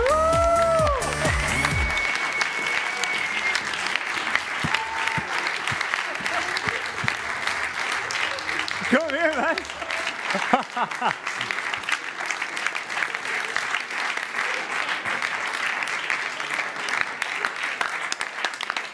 Now that's how you cheer when you want something, man. That's awesome. Setting the bar high here for the others. So, how do you feel, man? Come on, let it out, let it out. I feel great. Yeah? I feel great, yeah. I'm very happy. Thank you, all of you. A lot of work, emotions have been put into this, and I really appreciate it. And I would like to tell you on behalf of all of our team, we don't take this for granted. Thank you. Thank you also.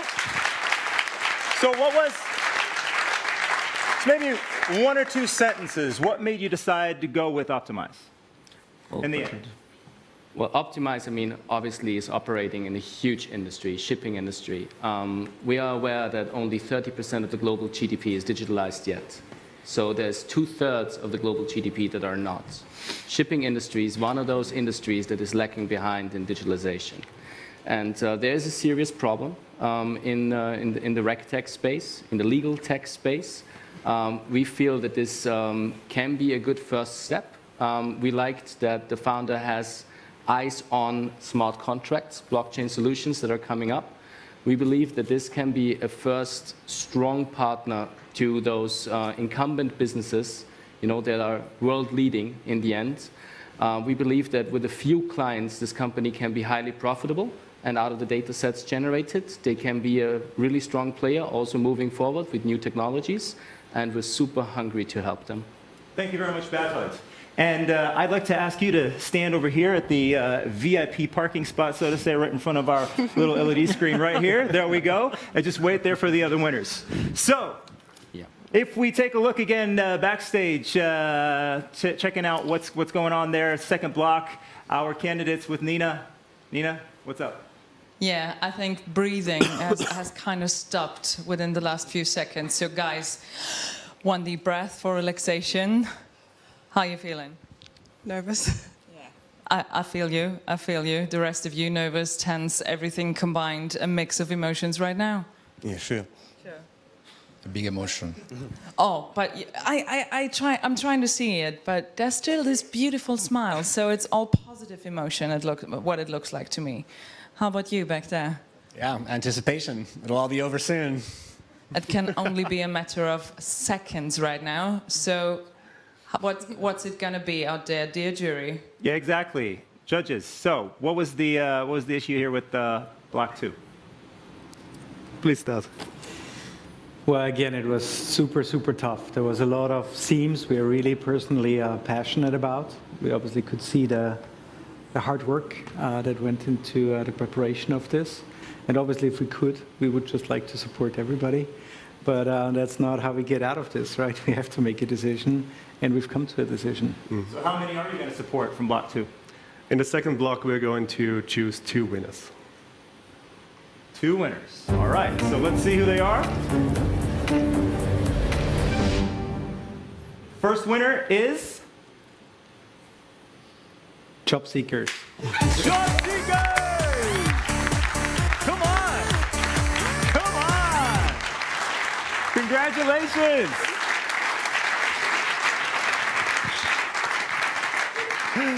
Congratulations! Look at your team over here. So how do you feel? Emotional, but very grateful. Thank you. Thank you very much. I'm going to go over to your team over here. How you feeling, man? I don't know. I'm about to cry. You're going to cry, really? Let it out, man. Let it out. That's what it's about, huh?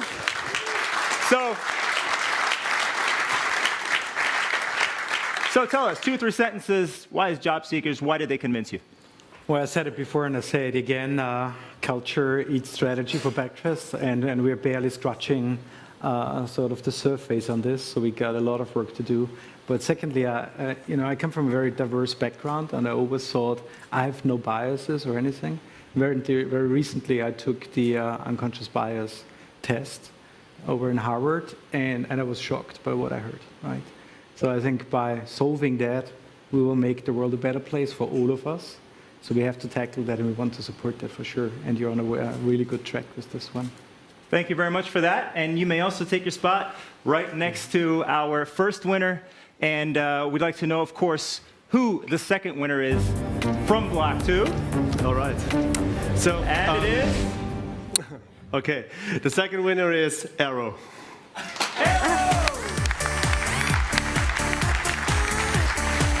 Congratulations.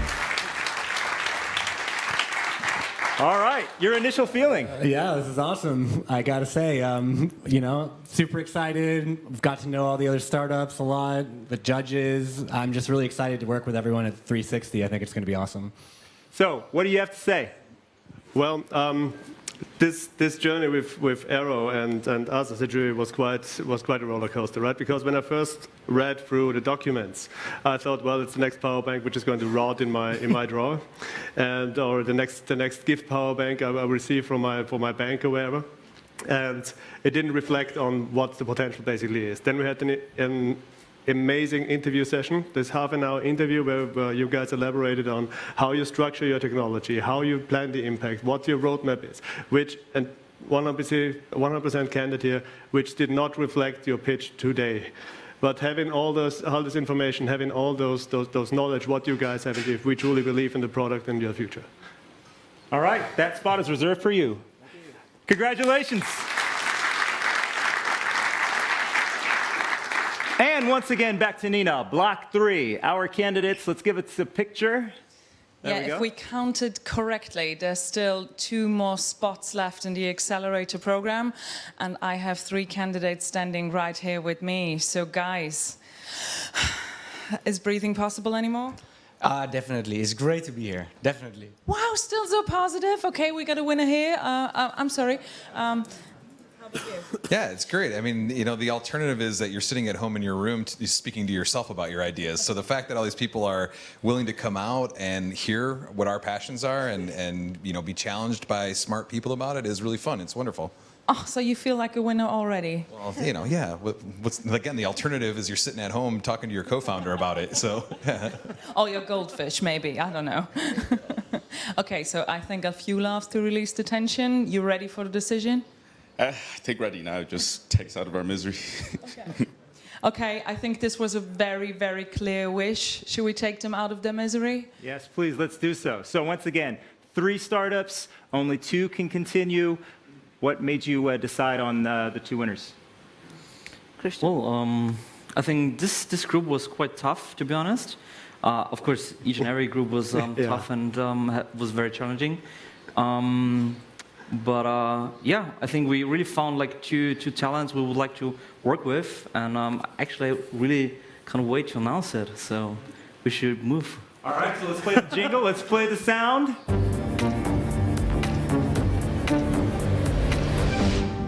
Who is the first winner? You want to start? Evoco. Evoco!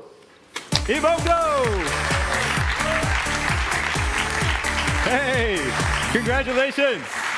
Woo! So, man, what do you got to say? Just feel relieved. Jesus, no, yeah, no, it's just great to be here. Dude, 100,000 euros, man! Oh, stuff. I'm just looking at my co-founder there. He was just sitting in the corner there, and just can't believe it. But delighted to be part of this program here. So, yeah, thank you. So, obviously convinced the judges. What were the key points? Well, definitely sustainability, it is a mega trend. And when you want to invest in a startup and help them grow, you want them to be on the trend. And we believe that Evoco is combining, interestingly enough, the part of like the user with the part of the company, and with the right mindset and the right work towards it, the product can actually be something to serve us all to take more sustainable decisions in our daily interactions, in our daily activities. All right. So that was the main part that made us choose Evoco. Well deserved. Take your spot. Evoco. And the last winner.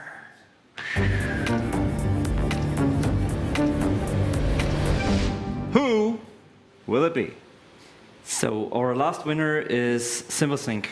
SimbaSync! Let's give it up! Hey, hey, hey, hey!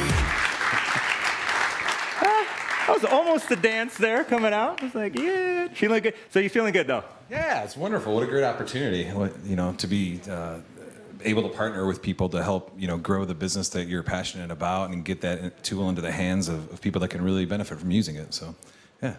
It's just asking the judges. I had the feeling you were very critical going into the Q&A with SimbaSync. What made you decide to go with him?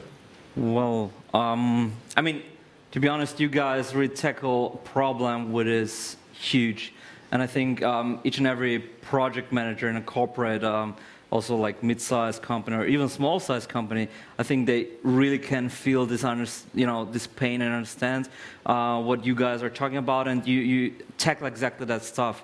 So, in addition to that, we strongly also believe into B2B SaaS, and I think with a little bit of a help, maybe also from our side, we really can do something big. And by the way, this is something what today didn't come very clearly through the pitch, but your product is already quite far evolved. So you guys really have a very solid product already, even though you're an early stage startup. So yeah, this is also one of the points where we decided to take you guys. All right, so SimbaSync, take your last spot. Take the last spot right over there. So, 5 5 winners, 100,000 euros each. I'm going to say it again. They're like, yes, we can't believe it. And maybe we can give a big round of applause not only to our winners, but to all startups here today. Once again, fantastic job.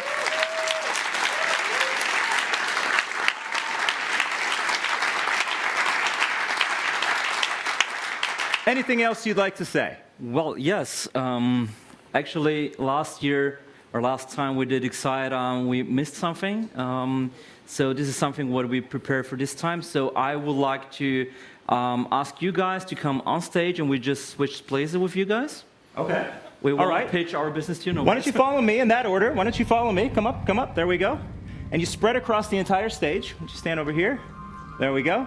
You stand next to them. There we go. Don't take a seat. Exactly. Do not sit down. There we go. Spread across. We need a bit of room. We need a bit of room. There we go. That looks good. And now the question is, what do you have for them?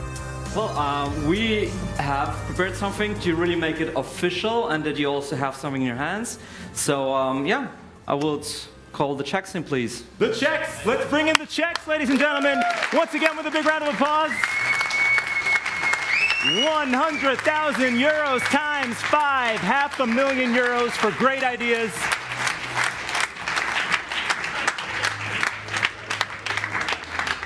All right, there we go. Talk about a check. The bigger the numbers, the bigger the checks. Exactly. Hold them up. Hold them up. Don't cover your faces if possible so we can see your smiles. Give us a nice picture. And one more time, let's not let them hang there. Let's give them a big round of applause. Congratulations, everybody.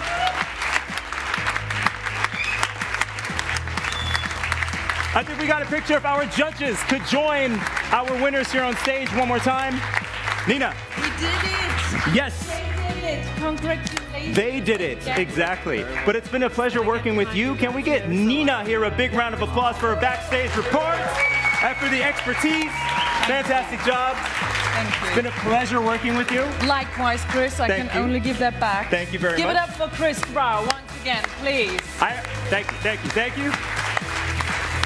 Wishing you much success, all right?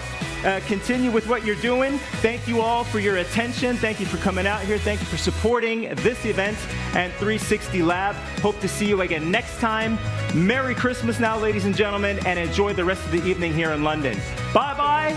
See you again soon. Bye.